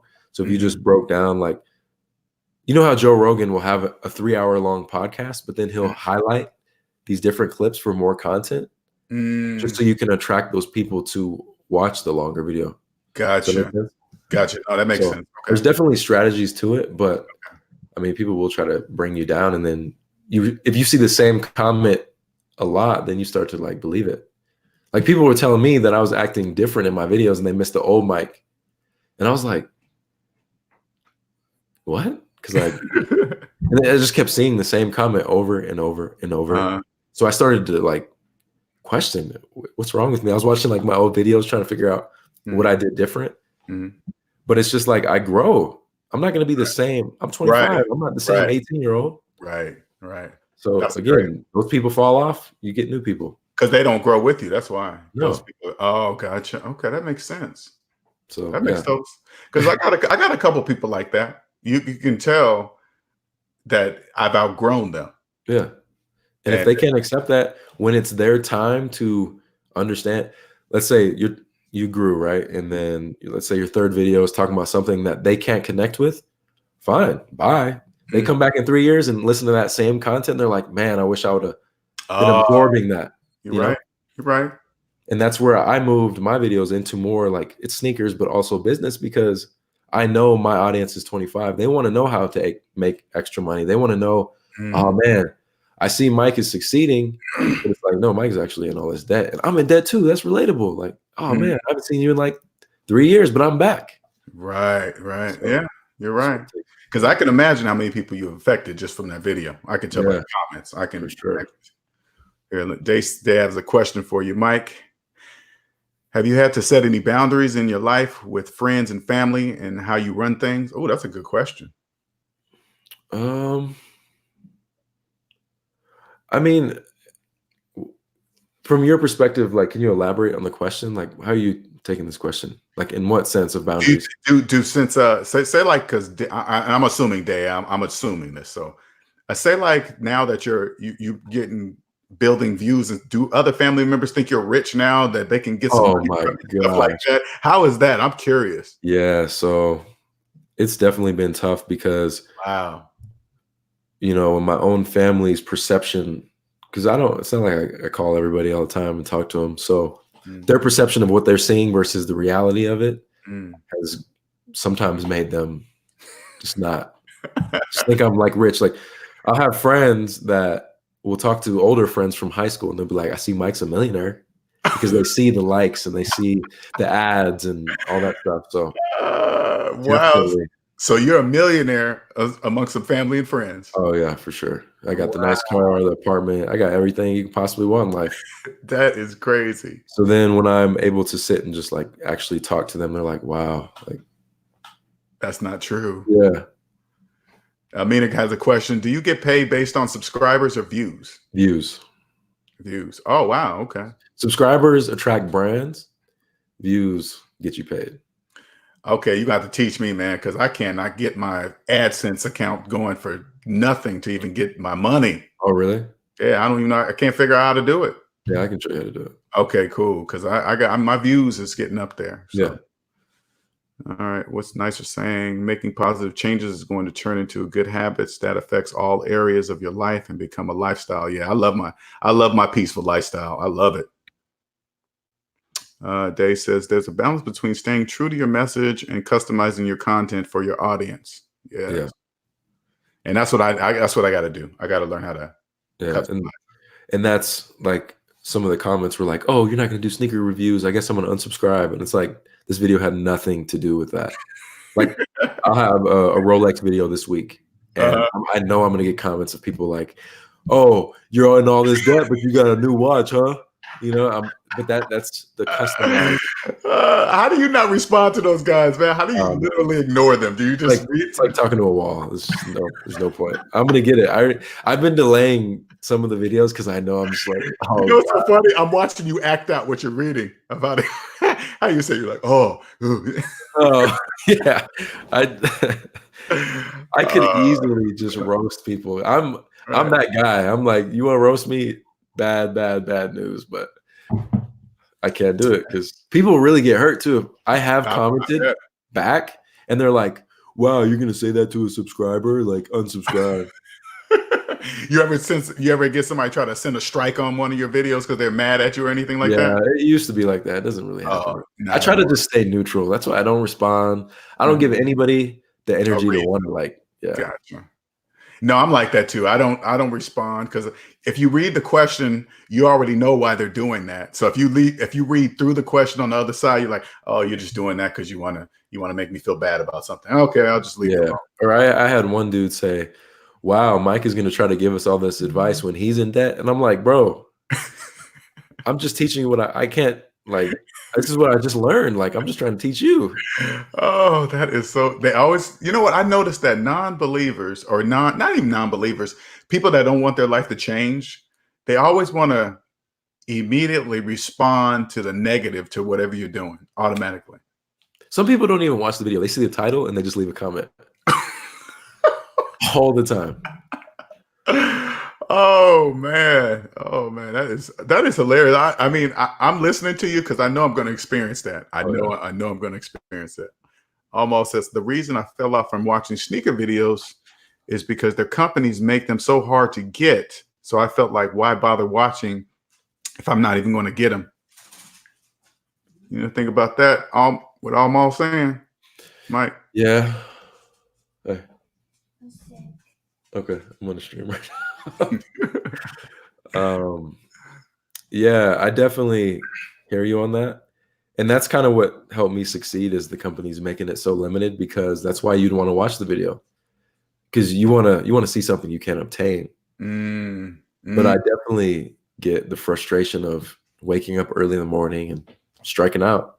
So all mall from your perspective, you know, like you said, you stopped watching sneaker videos. What would you like to see from someone like me? Like that's my job. But I try to mix in like things that are useful. Because I don't just care about sneakers. I hate when people this was always another hard thing, LJ. I don't know that you might go through, which you do love talking about finance, but it gets to a point where it's just like, man, just ask me how I'm doing or something. Like, I don't want to hear about the next Jordan 4 that's coming out. Like, bro, I'm way more intellectually there than, hey, what do you think about the new Jordan 7 that's coming out? I'm just like, God. Well, wouldn't that just be the close people to you that would know that? I mean, because the people that follow you, everybody has a different perception of you. You know it. Like they think I'm a sneaker encyclopedia. But no, I even like people just, which I get, like people that I don't like, friends of the family, like the first thing they'll say to me is, oh, you have really nice shoes. And they try to talk to me about sneakers, which I get. It's nice, right? They're just trying to break the ice. Yeah, but I'm gonna talk to the big star. No, yeah, just like talk to me about something else. But that's life. I get it. Oh, so Day said when she was asking about your boundaries and stuff, have you embraced the word no, or you just still beat around the bush? Yeah, so I talked to LJ about this. I won't get too personal in it. I did with him though, but from this point on, I know no. I didn't before. Right. Yeah, you will embrace no, and you won't care who says what about it. No matter, I don't care if you were making $2 million a year, you're still gonna say no. Because people in debt, I don't know, it's weird. People in debt believe if you make a lot of money, they're entitled to some of it. I don't get that. No, yeah, for sure. So I'm like the type of person that likes to go out with a friend and like pay for lunch, or you know, some people are really greedy, they don't like to do that. But in the back of my mind, I'm like, man, I'm financing this meal. Right. Like I'll even take a coach out, like from basketball, and be like, I just want to pay. Like that's just who I am. Right. I'll always be that person. I can't help it. Mm-hmm. So I don't know. What do you think about that? I mean, who I am. Okay, check it out. That's a good thing. I'm not saying it's a bad thing, but you will be even more generous when you become debt free. So you can do more of it. So right now you're doing it with no money. Yeah. So you're really being more generous, and then you can believe you being generous, right? You don't even realize it. But once you're out of debt, and then you're going to realize you have the money, you're going to do it even more. Yeah. Because it's not going to matter. You're going to be like, whatever, I got it. And not got it because you're making $2 million, is because you're debt free. That's the best way I can describe it. It's not about the money you're going to have, but it's going to be, put it this way, it's going to be what is called is phantom income. Okay, what it is, that's what it's called. You probably don't know now, but it's called phantom income. Anything you are saving money on compared to what the majority are paying is money in your pocket. So if the majority of people are making $500 a month car payments, that's $6,000 a year. and you don't have a car payment, you are now making $6,000 more per year than the average. So when you ever hear the average this, the average that, once you pay your debt off, you're no longer going to be part of the average. And the average is millions upon millions of people making the same financial decisions as one. That's what they're talking to. Okay, I like that. So you're going to be you're going to know what you know, and you're just going to be even more generous. They're going to think, oh, he's just doing that because he's a multimillionaire. They're not going to know that you're doing it because you're doing it with real money. It's going to be an awesome feeling. It's going to make you feel, because if you like right now, you're doing it because you like to do it. But had you known you were doing it with negative dollars, you would have been like, oh, let me wait till I have some money and then I'll give you some money. And that's the thing. Like I've always even thought about that. I'm like, man, I'm paying for this meal, but I'm in debt, but I still do it. Did you think that? Did you think? Yeah, always. Even like, this is like 2 years ago, I was still thinking this, like, wow, dang, I got student loans, but I'm gonna pay this anyway. Like, ain't that crazy? Ain't that crazy that you thought about it? And the reason why you thought about it because it was real, but yet you went on ahead and did. Because I remember being in my car. I remember one time, I'll never forget this, because there's flash moments that I remember. I don't know why I remember them, but they just remember. And then now that I'm out of debt, I see why. I remember one time I was in my Lexus and I pulled up to a corner. I saw a homeless person and I looked at him, with the sign and all that stuff. And I said, damn, man, I'm one job loss away from being that person. And then I would drive off. Yeah. Knowing what I just said to myself, man, if I lost my job, that could be me. Then I just go and turn the stereo back up and I'm like, For sure. Yeah. I definitely know that, because that happens to me all the time. Every time I'm driving, I see a homeless person. I'm like, man, I want to give them money, but I don't even got money myself. Right. And you're saying it. Notice that you're saying it to yourself, because that's the self we're supposed to be listening to. We ignore that self for some reason. It's like, for example, say like somebody was just like your commenters. They're saying something negative to get a response from you. But if you just listen to the other self that says, hey, you know why he's saying that? He's just saying so you can just be mad. You know that, right? Yeah. So don't listen to him. And then you just listen to that and then you just ignore him. That's how it works. For sure. That's how everything will work. Crazy. It is. Gabriel says, imagine waking up at 8:30 a.m. and going to work in the office until 5 and doing the same thing over and over again. Oh my God, that feeling must be really, that you feel like trapped. Yeah, I don't think you've ever experienced that, have you, Gabriel? No. See? I have so many family members that have, and I will never. Wow. Did you know that? That's why. Did you know that before getting into business that you didn't want that? Maybe that was helping you push? Always. Wow. Never wanted that life. You're lucky, man. I know. I actually applied for Nike. I always tell people this story. When I was in high school going into college, I applied for Nike. And I remember everything about the interview. I didn't really know how to answer some of the questions. They asked me, what's my biggest weakness? And I told them like something like patience or something. I have no patience. But either way, that doesn't matter. They didn't hire me. So I created a sneaker line. And that was it. Like, and from that point on, like I hear even my mom, she's been working 9 to 5. And, it is tough being in this position because, next month I could only make $100. Like it could actually happen. I don't know. Go ahead and keep talking because I got to take a bathroom break, but talk to the room. None of my income is ever consistent, but that 9 to 5, like I'd rather be honestly scared of what I'm going to make next month versus knowing what I'm going to make, knowing I have to do a 9 to 5. That's just my logic, guys. I don't know if you can hear my dog drinking water in the back.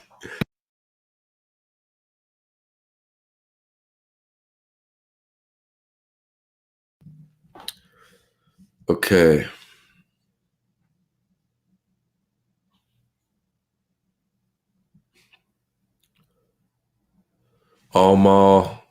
I mean, right now, I don't even want to spend money on clothes or sneakers because I have so much just sitting here in my apartment. I hear that. I definitely hear that. That's how I am, but it's tough because sneakers are literally my job, So like I have an abundance of them, but it's like, God, I got to be worried about the next release, just to like keep content going. Good knows the sentence, word, greetings. All right, I'm back. All right. Mom, maybe you can put out videos showing people how to sell your clothes. Yeah, I actually have like a whole series right now on eBay that I've been dropping every Tuesday so far, and people have loved it. So, So what are you doing on this other channel? What are you doing? oh no. So remember I asked him about what he would like to see as far as, Gotcha. so he said, maybe I can put out videos showing people how to sell your clothes and stuff like that. So that's actually what I've been doing since it's part of my journey. Like I had this eBay series going. I was actually supposed to talk with the VP of eBay. Wow. They're super busy. So it's been tough. That's crazy, man. That is crazy to be. You know, you're lucky that you never got to experience that 40-hour work week, Mike. You're lucky. The traffic. This is what I can tell you. This being in debt, having a job, I didn't realize how much of my time, my life, I was giving away for free. Yeah. They call it being a team player. Work for free means team player means work for free. But when you're in debt, you don't know that because you accept it. When you're not in debt, that's why I quit my job about a year after I got out of debt. I was like, this is not, you will understand this part. I started thinking at my job like this. It's not really serving a purpose. Yeah. I was like, what does this do for somebody? And I was like, it doesn't do anything. It just gives me a paycheck. And this was I don't know why I started thinking like that, but this is why I was feeling. But at the same time, I was like, man, if I quit this job, what am I going to do? Somebody would have thought I was crazy.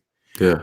And something said, don't worry about it, man. Don't worry about that part. You don't got no debt. You got money in the bank. Quit. And then I quit. Yeah. See, and created this. It's amazing. And that's where I'm lucky is like even though I'm in debt and I do owe, like I've still been on my time. Like if I wanted to today, which wouldn't be the right decision, I could go sit and watch TV. I'm still gonna be able to pay my rent. I'll still be able to do it. Right. But the debt is what gives me that extra drive. Like it gives me that 9 to 5 logic of, man, I gotta do this. Versus, when I was a little bit younger and I didn't realize all this debt, I was on my own time. Like I was still gonna make money. I could Saturday if I wanted to go travel somewhere, I could. Right. So it's only gonna so imagine this. Imagine how you're feeling right now about your time, right? Yeah. You thought you owned it. Look what you did with time that wasn't even yours. Look what you did with time's not. Now imagine, I'm gonna just tell you ahead of where I'm at right now. Yeah. Imagine when it will be yours and you know it's yours. So imagine what you're gonna do, man. Yeah, imagine now you're gonna know like this time is really mine now. Now what am I gonna do? Man, telling you. Now for you, you said you didn't know what you were gonna do. You're just like, I'll do it. Do you think like I should be planning for something like that, or just when it happens, it happens? Like, am I gonna fall apart when when you set a goal? This is what I've always done. I set a goal and I crush it, and then you get there and then you're just like, dang, now what? Like, should I be planning for when I am on my time, or should I just, hey, it's my time? I had to. Okay, so this was okay. And remember, I'm closer to the other side, right? So it's a big difference for me, right? Yeah. I remember when I quit. This is the series, so you'll understand this.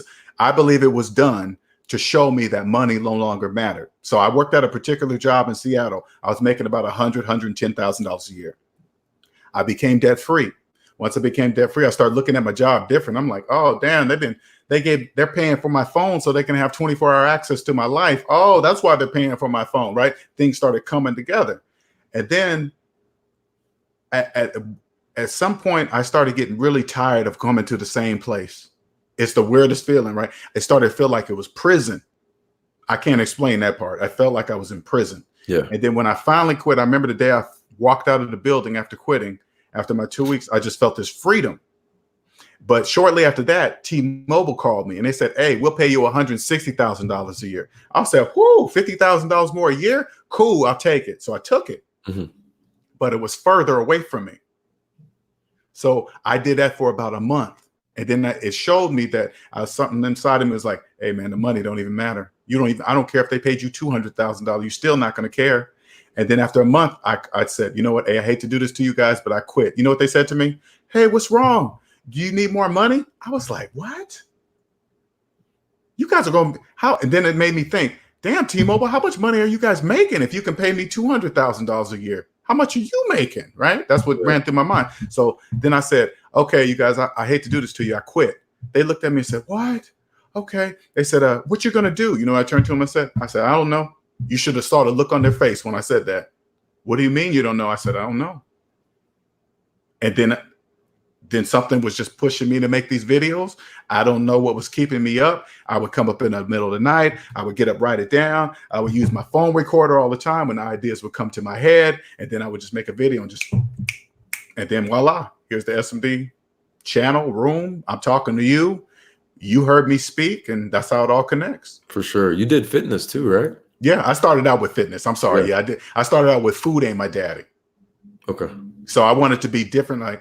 Like younger guys picture a guy in his 40s or 50s thinking they look a certain way. Oh, they're out of shape. They're using a walker. And then here comes a guy that's 40 something with a 6-pack, sometimes 8-pack if I want it, sharp V, doing crazy calisthenic stuff at my age. And I was like, see, it's all what you perceive that age to be. Yeah, that's what I'm telling you. I really did my research on you. I forgot about that. About that. So I thought that was cool. Yeah, so just like you want to be different. Let me make sure I'm not skipping. You still got time? Because I think hey, what's up, Randy Woman? Let me make sure we didn't. I also hope you document your journey on paying off your student loans. A lot of the people will be interested in them. Always talking to you about that. I don't know if you read that already. Did you already read that? Yeah. Oh, okay. All right. I don't know how far you went down. NC Biggs. This guy he's on his journey right now. He's with you right now, Mike. Word. Yeah, he's with you right now. Mike and LJ had a channel, but with debt doesn't make it hard to focus. What? Mike and LJ? I had a channel, but with debt. Oh yeah, because debt's in your way, right? Debt. You don't know debt's in your way, but you'll see. Are you going to document your student loan payoff or your debt journey? Yeah, I'm actually going to. I'm not going to put it on a Sneaker Life. I'm going to hint it, but I'm going to send people to the Mike channel. Okay. Basically, I'm going to do video what they don't tell you about student loans, what they don't tell you about financing a car, and then just kind of break down. I'm just kind of deciding how personal I want to get into it. Mm-hmm. So, I mean, you already told them the total. I mean, it's nothing really. It's nothing really after that. I mean, you just like, hey, I'm just paying off my stuff. Not the details of everything. Okay, I see what you're saying. Not the details of it, but just the general stuff would be good enough. Yeah. So I think I'm more mentally preparing myself because I know the comments are going to be outrageous. I'm going to be reading them. I'm going to be reading every one of them too. You better believe it. Yeah. So those are all coming. Did you get down this far? No. Okay. That's for you. Other than being a businessman or entrepreneur, what other career would you like to be doing? Hey man, I love to be cooking. I'm telling you, when I'm free, bro, I'm starting a cooking show. Oh yeah, I could tell you like cooking. I forgot. Yeah, I could tell that. That is my passion. Like I love it. Man, I be seeing those pictures, man. You be throwing them up there. I be like, I'm like, did he go out to a restaurant or did he cook that himself? I have like people DM me every day, bro. Let me come to your house and eat. Like I'm that dude that loves presentation and also just flavor. I love watching Gordon Ramsay. It's so like relaxing to me. Hey man, can you mix in food and tennis shoes? I don't know. Maybe that's something new. You never know. You know what I'm saying? Those are two passions. Yeah. So once I don't know, I'm gonna get there, guys. Do everybody that maybe I'm just new because I saw the pictures. Do they know you're cooking that stuff, or do they believe you're going to restaurants? Oh no, they know. Oh, okay. All right. I used to do like a few cooking videos here and there, and they did well. It's a lot of editing. Okay. So just balancing all that.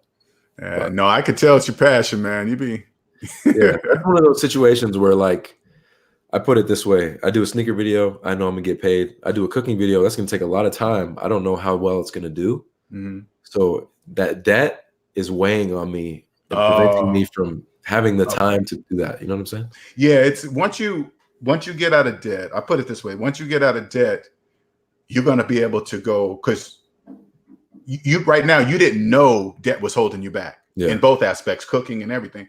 Once that's out, then it's gonna come to the forefront, and you're not gonna be able to turn it off anyway. Yeah. Once you're free, you're gonna be like, oh, cooking's the way to go because it's telling me that's the way to go. You know, For sure. That's what's definitely gonna happen. Black Knight says the word no becomes easy when you stop focusing on servicing debt and start thinking about creating generational wealth. Yeah, this is generational for sure. The guy. Oh my guy, Ty, the guy was good. Hey, my man is out in LA spending stacks on stacks. I know you are. He needs to know. I guess this question's for you. For you, then, Mike. No, for you, LJ. You the man, bro. What's the best way to let me tell you about Ty. Like, okay, we met years ago in Atlanta. He didn't really have many subscribers. We were just cool, and my guy just blew up. Like, he's doing very well for himself. He moved to LA. Okay, and yeah, he's doing his thing. Yeah, man. But I know he's spending a lot of money. Okay, and Ty, if you're still here, bro, like, you got to listen to this. Like, I want you to really be put on because DDG's in a great position and you need to be the same. Like, this guy, LJ, will really put you on. Yeah, man, I'll help him. Does he got the same work ethic mentality as you? Oh man, his is more than mine. Oh yeah, okay. No, I mean just not so much a product. I'm talking about just the mentality. Oh yeah. Okay, he's there. Okay, cool. He need to come see me then. Tell him to come see me, man. I'll change your life, Ty. Ty the guy. Okay. You got a channel? Yeah, it's Ty the guy. Ty the guy. Okay. Let me see. Let me look it up right now, real quick here. 1 second. Because I like sharing the love for everybody, man. So everybody can go check them out. You know what I'm saying? I love when people recognize other people doing it. You know, that's important to me. Oh, dang, slow when time. All right, here we go. Oh, you guys neck and neck. Well, as far as subscribers go. Yeah, his views are very good. All right, I'm gonna give Ty the guys thing out there. And for those of you guys out there, most of you don't know, but I am working on a free course coming up here. I'm in the middle of working on it now.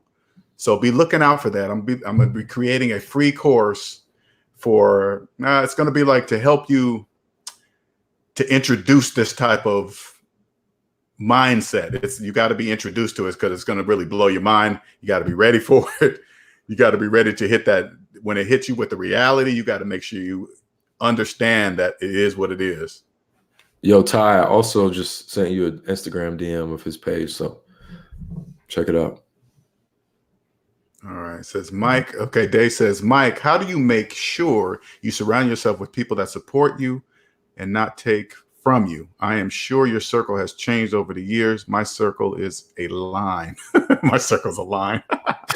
That's funny, Dave. I like that. That's good. I like that. Yeah, so I mean, I just think there's a great metaphor. It's like you're up on a cliff. If people are pulling you down, you're trying to lift them up. But if they're dragging you down, you got to let them go, And that's just kind of how it's been. I can tell by when I'm around certain people, the way I talk, if they're not absorbing that and they're just wanting to like party or just things that are no longer relevant, they got to go. And I feel like you eventually have this energy to you that attracts the right people in your circle.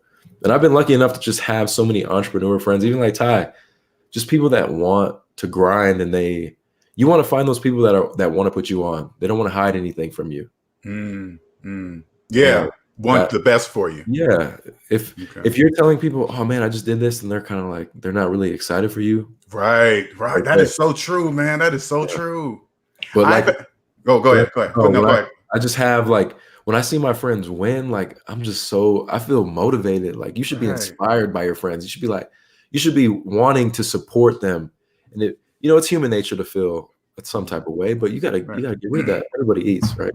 Right. That is so true. Those friends, you can tell the friends that were kicking it with you for a little while if they're really happy for you or not. But they don't know they're showing you that. You know what I'm saying? Because when I'm happy for a friend, they're doing something, I'm supporting them. Hey man, check it out. Okay, cool. This and when you get the ones that don't do anything, it's like, oh damn, dude, you really? Yeah. You just got to let them drop off, huh? Exactly. Yeah. Wow.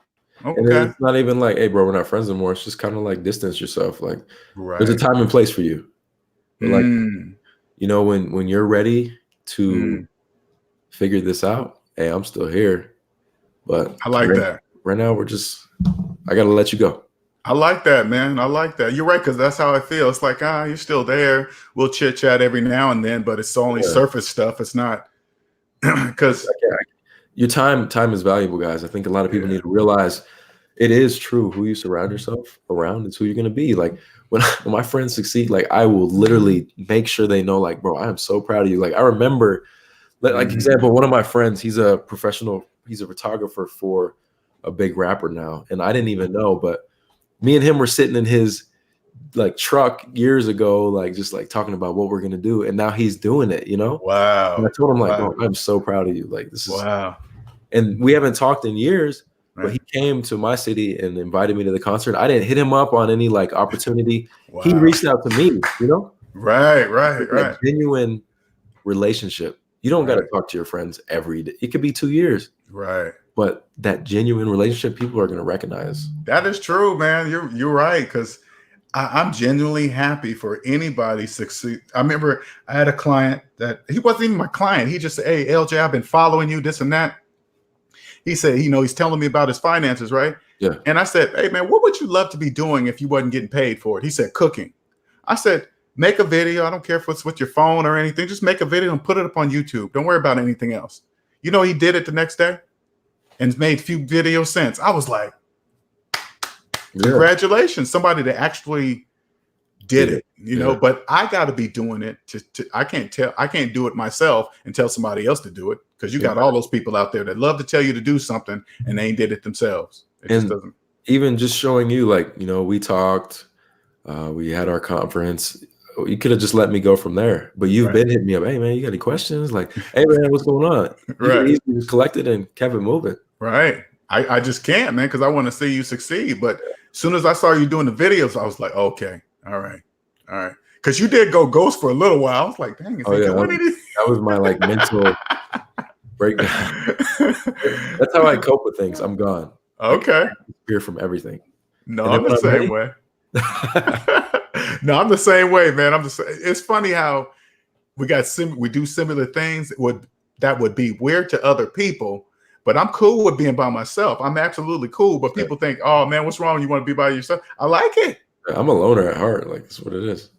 Wow. Okay, let me see if you got any more questions in there. Okay, Quentin saying, congratulations on your debt-free journey, Mike. I met up with this guy personally. He wanted to meet up with me personally. Oh, sweet. So we met up on a Starbucks and chit chat. I mean, even the stuff like that, that's new to me, right? That somebody says, hey, and I don't take it lightly. Another person says, hey, I want to meet you. I'm like, wow, me? Okay, cool. And then we met up. Man, it was a good talk. Yeah. That's awesome. Mm-hmm. Let me see. It says, DTN says, Mike. Oh, that's for you, Mike. Go ahead. Do you let family and friends borrow money? Nah. I have, but nah. Never friends. I've never let any friends borrow money. That's a number one no-no right there. You'll lose your friendship. I always that's the one thing I've always known. I never really go into business with friends or do anything like that. It's not worth. Damn, man, you know a lot early. Yeah, honestly, like my mom has taught me a lot, like for the better. She's also put me in some situations, but she definitely has put me on to a lot of stuff early. And yeah, just never. And honestly, I'm not gonna lie, like I've given family money and I am the guy that's like, I'm your debt collector. I need my money. Right. I would keep calling you. Okay. You know what, man? I'm telling you, Mike, when you get this piece, man, you're so far ahead of the game. I'm almost jealous, man. Just put it this way. If I was 25, no one I know, I would have been a monster. I would have been a monster in every single form of it. Right? For sure. But this is my time. This is your time. I got to just accept it. I got to say that to myself over and over. I said, this is my time. I'm supposed to be here for him. Yeah. And then he's going to spread, okay, I'm still young enough. I still got my body in shape. I'm still doing my thing. I can still do my stuff. So I'm good. Everything. That's amazing. It's everything, man. Hey, Ty, you got, so I'm assuming he got the link and stuff. Yeah, I'm talking to him right now. And Ty, if you're still in here, there's my website scrolling at the bottom, SavingsMinusDebt.com, man. So you can go there, schedule yourself. Make sure you select your time zone too. I hope I just told him, I said, okay. Oh, trust me. Man, if he's like the way you said, man, I'm gonna take him to the next level, man. Yeah, I know it's gonna change his life. I don't really think he's in any debt, but just the knowledge part. Yes. Yeah. Okay. No, I like talking to people like that. When I can just go put that piece in there, they're like, oh. That's if I would have just had this piece like 2 years ago, I wouldn't be in any debt. See, when I hear you say that, that makes me mad. You're 25. Man, I keep telling you, you're ahead of the game, man. You really already did the hard work. Honestly, you already did the hard work. Even though paying off $200,000 is a lot of work, you've already have the stuff in place to when you get to zero, it's just gonna be. Yeah. See, I'm here trying to build to where you're at. That's what I'm trying to do. Sure. I already know what I'm going to do. I already know I can help people for sure. The right people will hear me and so on and so forth. So it's a fun journey. Don't get me wrong. I love it. I definitely love the ground up for sure. Miyagi says, question. Oh, is he talking to Ty? Yeah, I can probably answer this question. Okay. All right. If I wanted to start a Fat Hooper channel, how do I get started? Fat Ghost, basically all you want to do is see what videos from Spice Adams.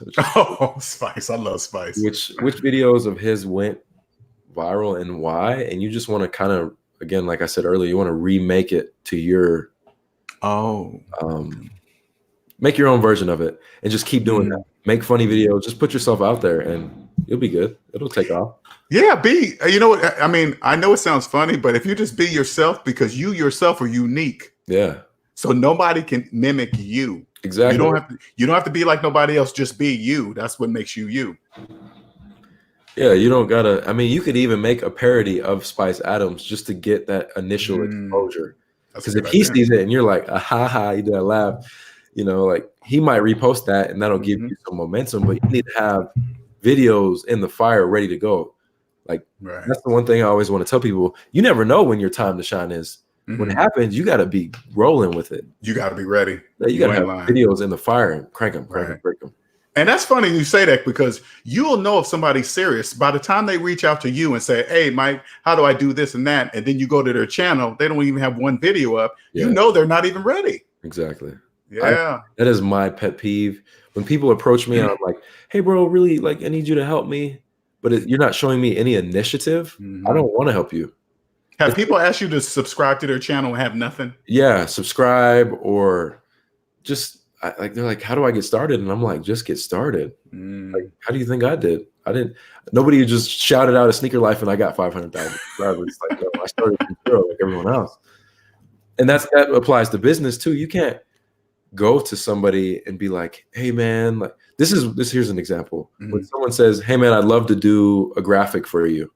It's like, no, do the graphic, send it to me, and then say, hey, I did this graphic for you. And I'm like, oh, man, that's how you already provided the value.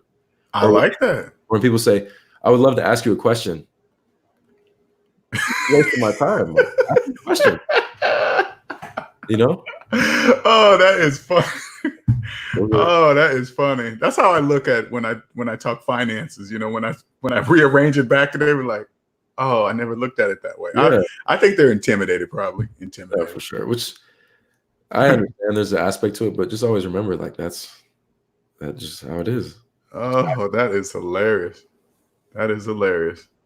Let's see. Okay, so he's same age as you. Hell, by the time he's 30, he'll be super straight. No. I think he's talking about you. Okay. Yeah, man. 30. I'm hoping that's it for me. I'm hoping 27. Oh yeah, you're gonna be done by 20 because you already set the plan. You said 2 years, right? Yeah. Okay. Yeah. Because I went hardcore, man. I got out of my fancy apartment. I got sold my cars. I did. Yeah. Once I realized I was a slave, that was it.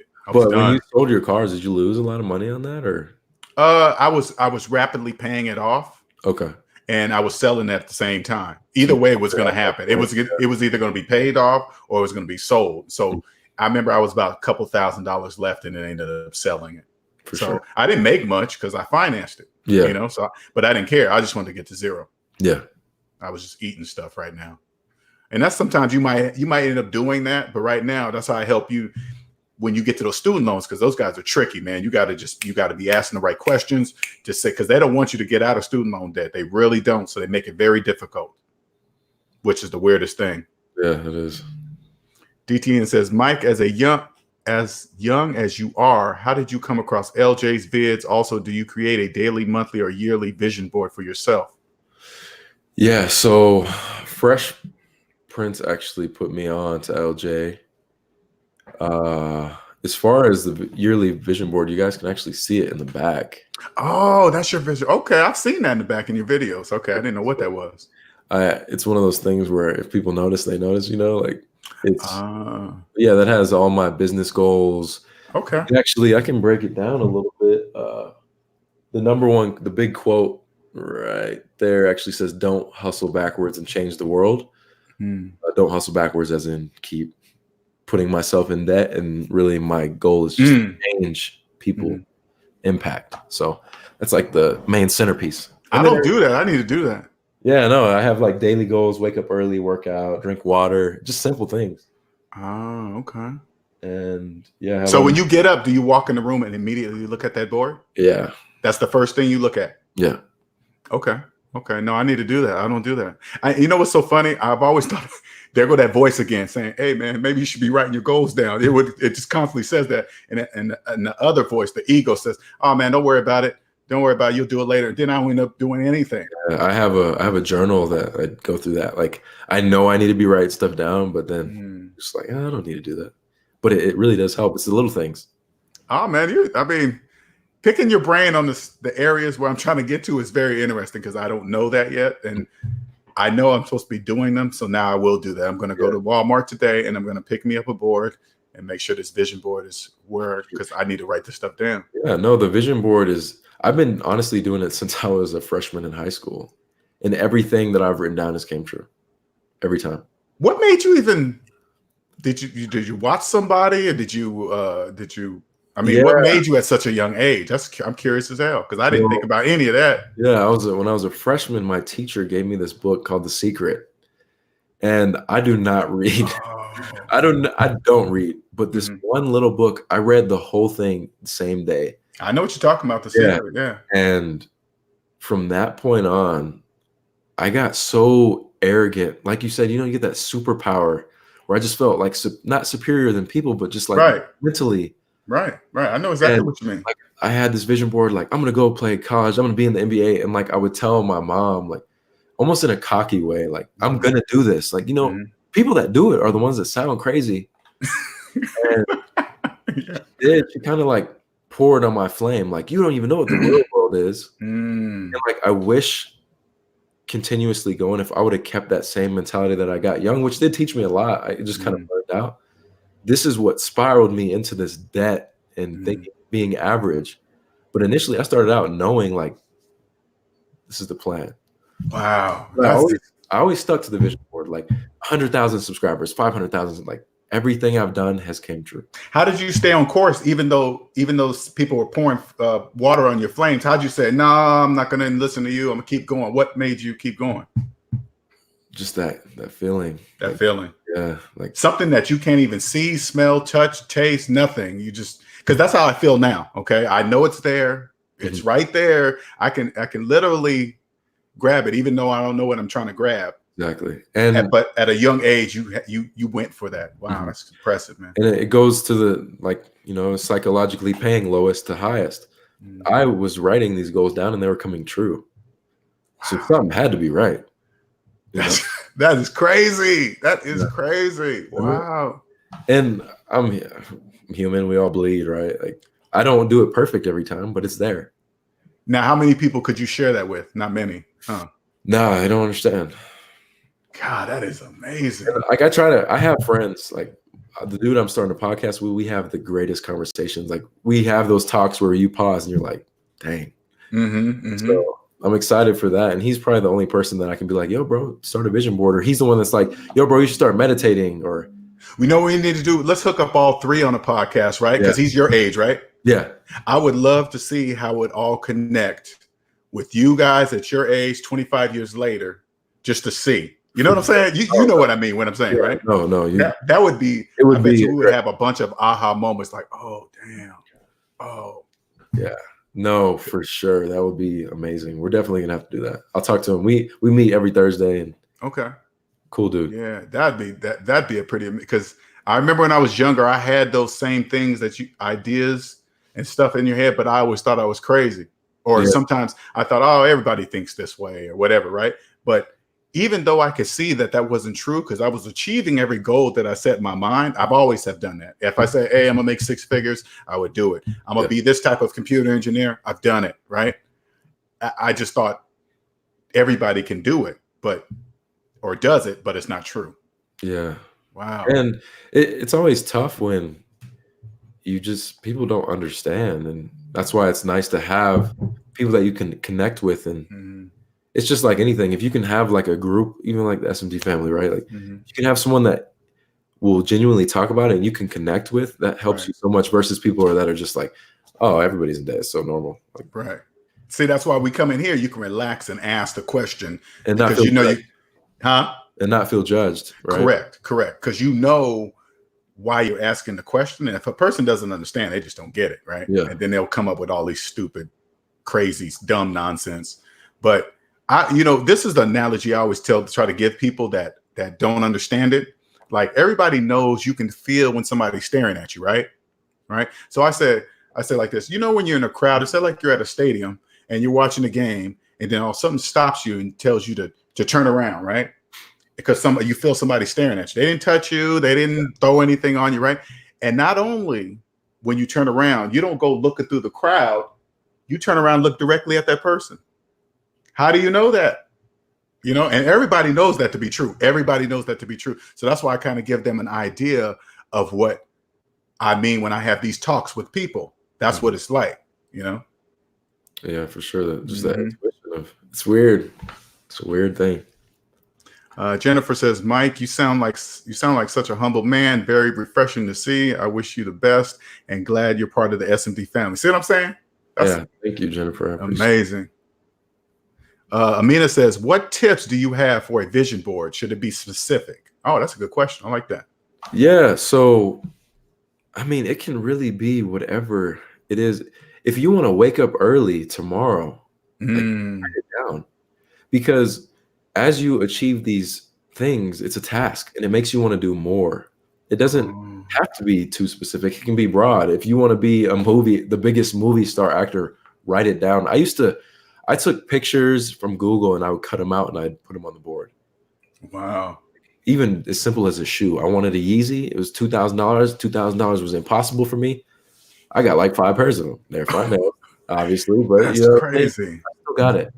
So like, here, I gotta take the mic over here, but it's just like I have video ideas, I have business ideas, student debt, 100K, high interval training workouts that I want to do, the things that are important, big wins, investing, paying off debt, don't hustle backwards. My daily goals are working out, drink water. Like that just goes to show it's so simple. Drink some water. Like so, just nothing. I think people believe stuff that go on, including myself. I thought complicated stuff needed to go on the board. Oh, I need to make $1 million by 2021. You know what I'm saying? Stuff like that. But in reality, it's day by day.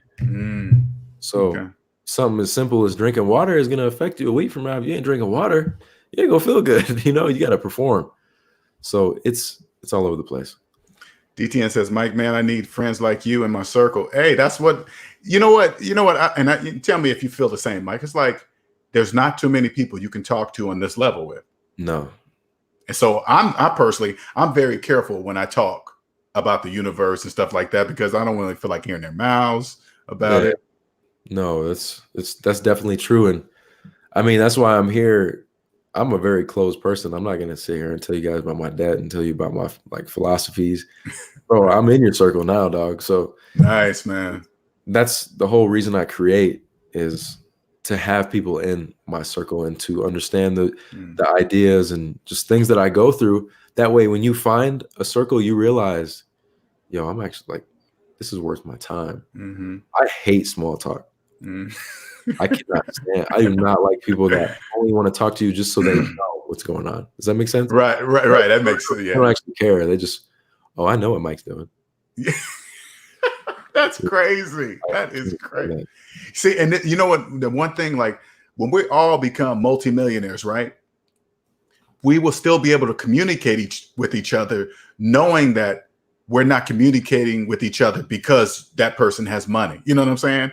We already on this level. So when we talk, we know it's not that made up, I'm just trying to be friends with Mike because he's this and that, and he's a multimillionaire. You know what I'm saying?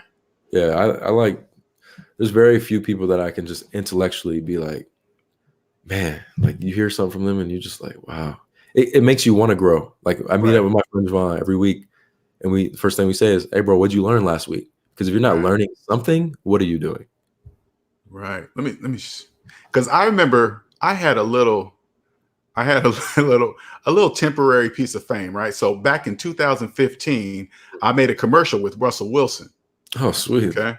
Yeah. And I'm gonna put that link in here so you guys can watch it if you want to.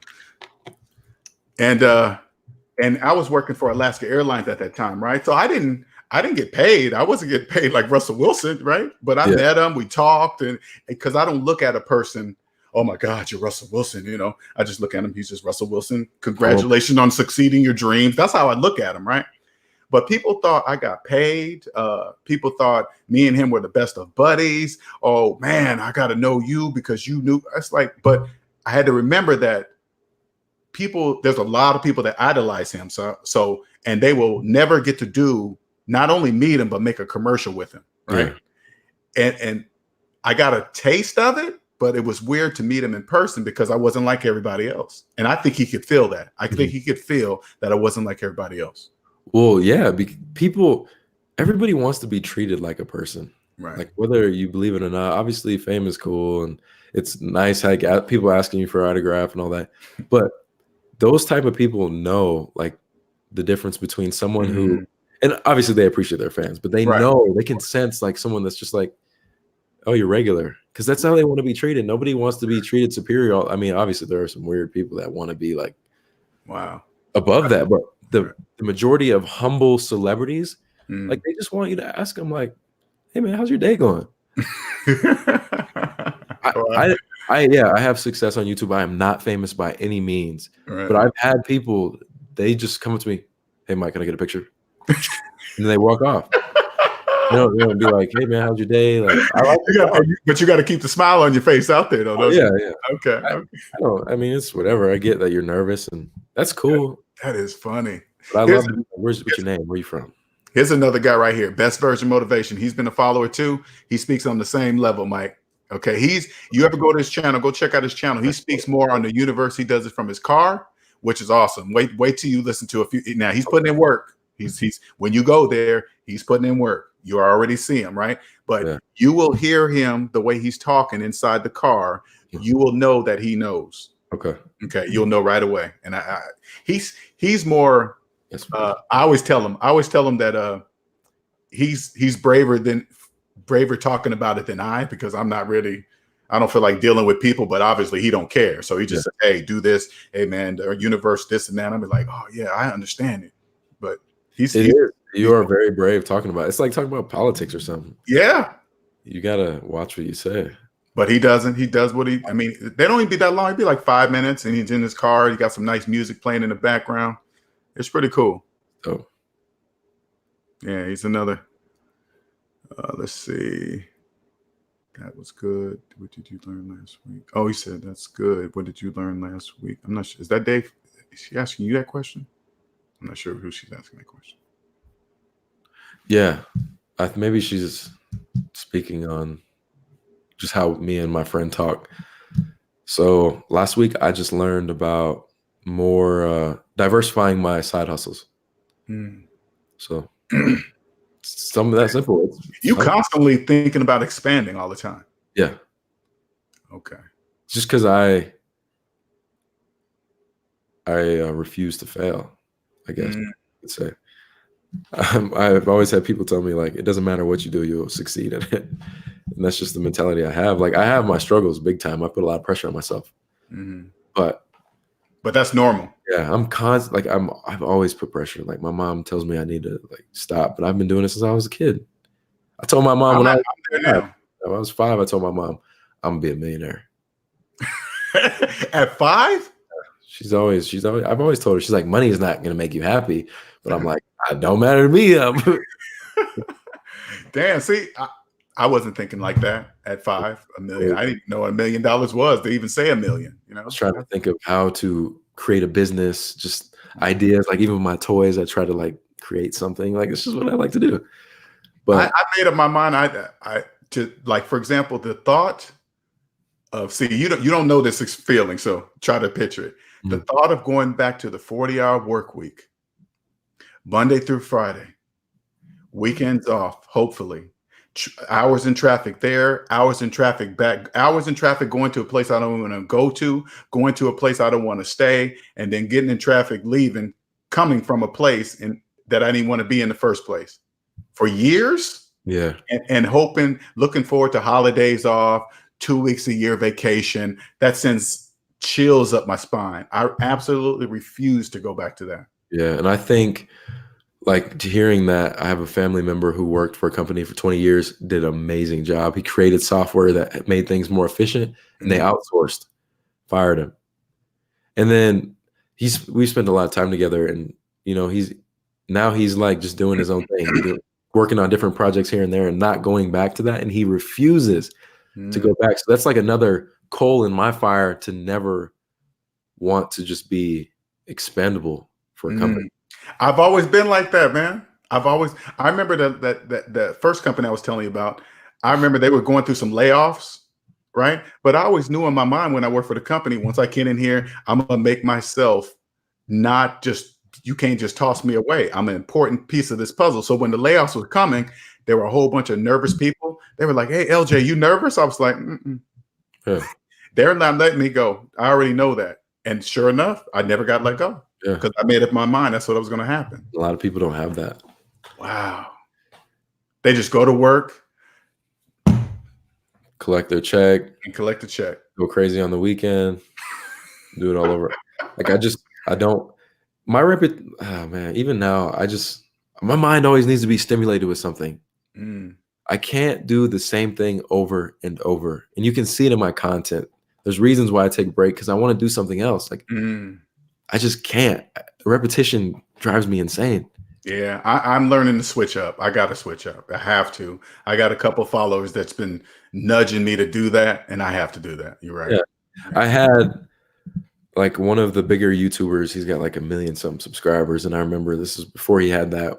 We're sitting in the car, and I'm like, man, like, you want to do the sneaker stuff forever? And he's like, I mean, bro, things are going good. Like, stay in your lane. I didn't listen to that. And yeah, I could probably have 1 million subscribers and blah, blah, blah, but that ain't going to change nothing for me. Like, if I'm not mentally stimulated, and again, it goes back to, like, people think it's okay to have debt. I don't think it's okay to do the same thing every single day and be okay with it. Right. And you label crazy for doing that. Yeah. You know, you look back like, dang, maybe I should have stayed in my lane and listened, but no, look where I'm at. It's the butterfly effect. You change one thing from the past, me and you might not be here talking. That's true. That is true. You're right about that. You're right about that. Yeah. And like I said, just like I was saying earlier, this is my time. This is Mike's time. For sure. See, that's why you laughing, because you know, I'd have been a monster. Oh, I get like, even I see like these younger guys in the sneaker realm doing great, and I'm like, I had my time. Now they're shining. I already went through it, you know. So, I mean, how do you? This what I'm gonna be curious. Once you're out of debt, it's really not gonna be that hard now. Because I was gonna say, just being young and in that generation where everything is influenced by social media and stuff like that, but you're beyond that, and you're gonna be well beyond that once you're out of debt. So I can't really compare you to that. But you'll be able to see your friends. That'll be a good thing. Your friends you'll be able to talk to that are ready to hear it, that are ready to listen. You'll be able to transfer that knowledge onto them. Yeah, and I think another thing is just the whole travel aspect of being locked down now, I'm going to be able to just fly to LA and have meetings with like close friends that can stimulate my mind to like, wow, all right, let's get to the next level. Cause you need those kind of people in your life. If everyone's just okay with flatlining, you need those people that, hey man, like here's a little idea. And you're like, yo, that is you can't think of everything yourself. Right. You got to be in that circle where someone's like, hey man, this would actually be a good idea.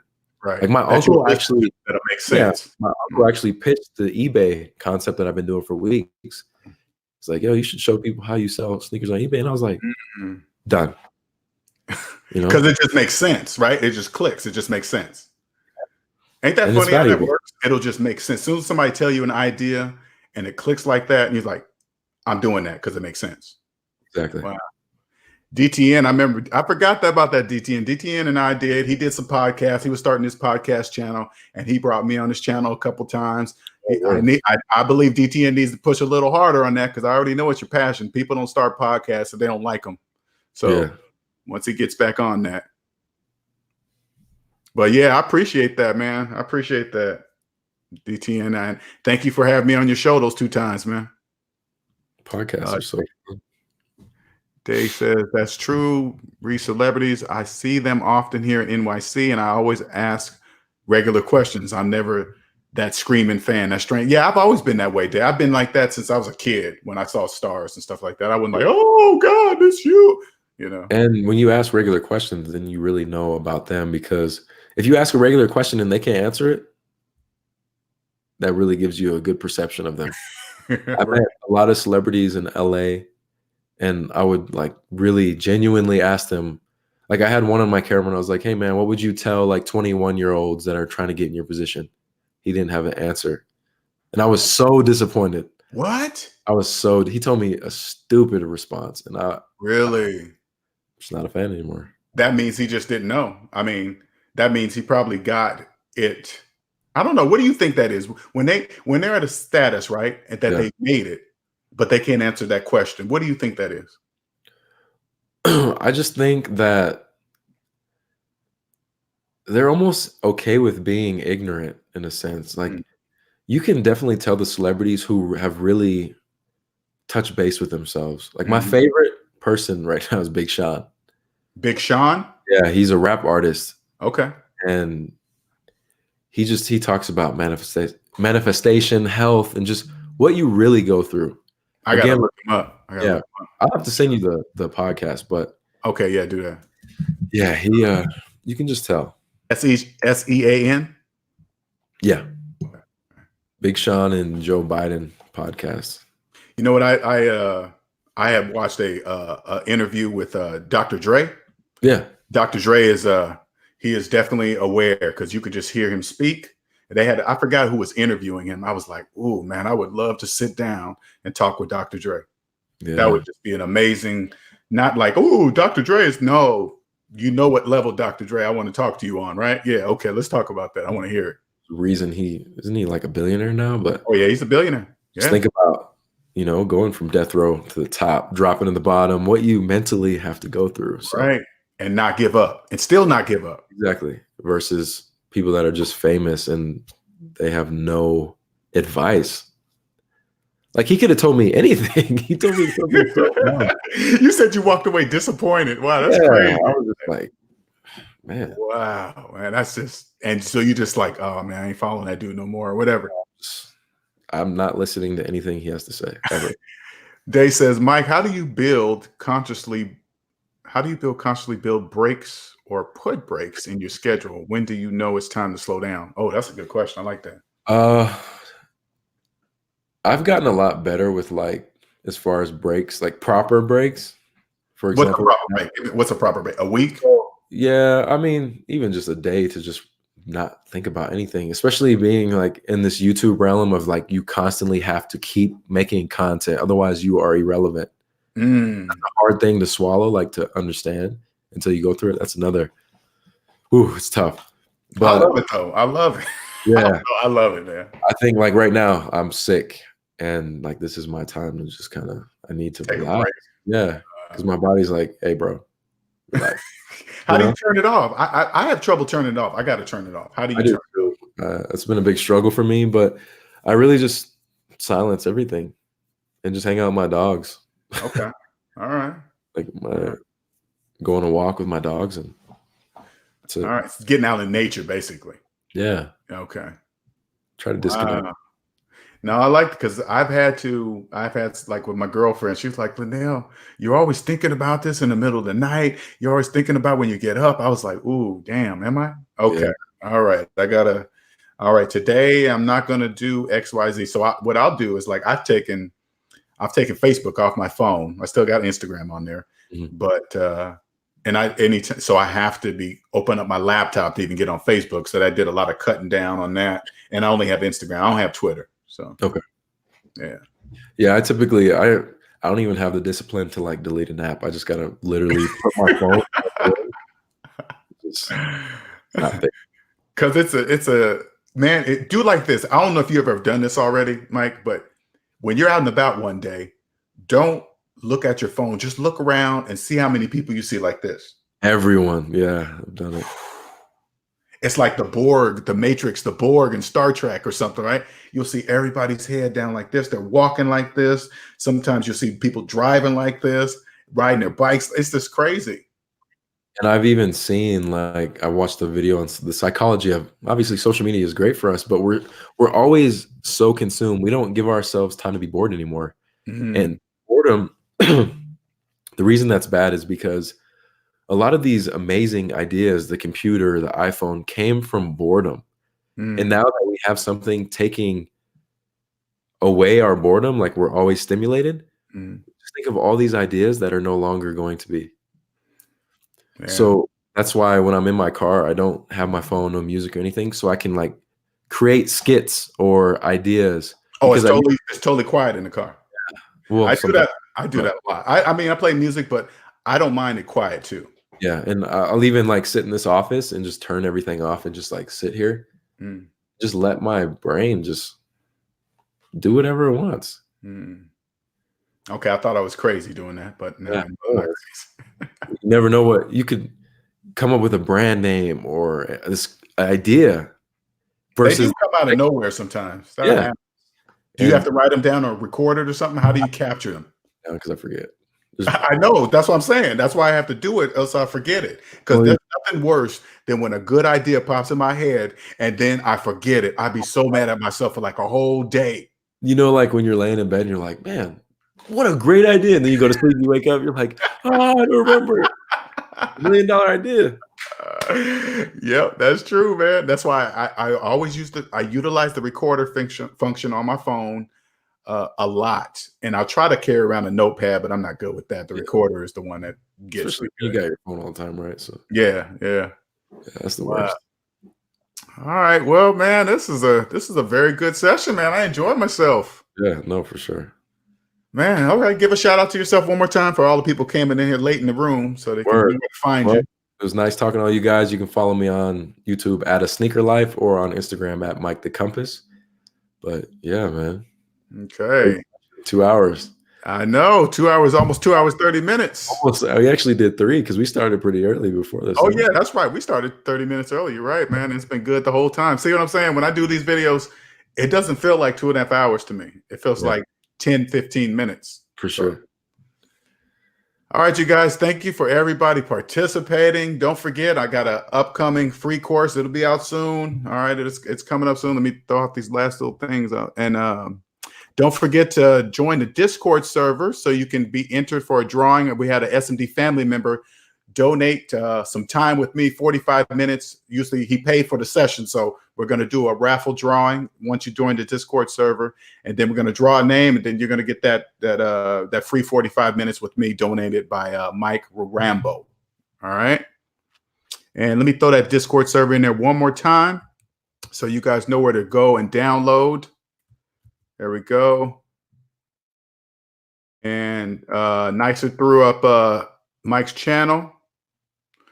Day says, thanks for your time, Mike, and for being vulnerable and most importantly real. Yeah, that was awesome, man. That was awesome. I appreciate that. Of course. Because I can tell you don't do that just for anybody. Nah. All right, man. You guys, everybody have a good one. And hold on there, Mike, since we get off. All right, you guys have a wonderful, wonderful Tuesday. I almost forgot. See, look at that, man. I almost forgot again. Tuesday. Thought it was Monday. All right, you guys have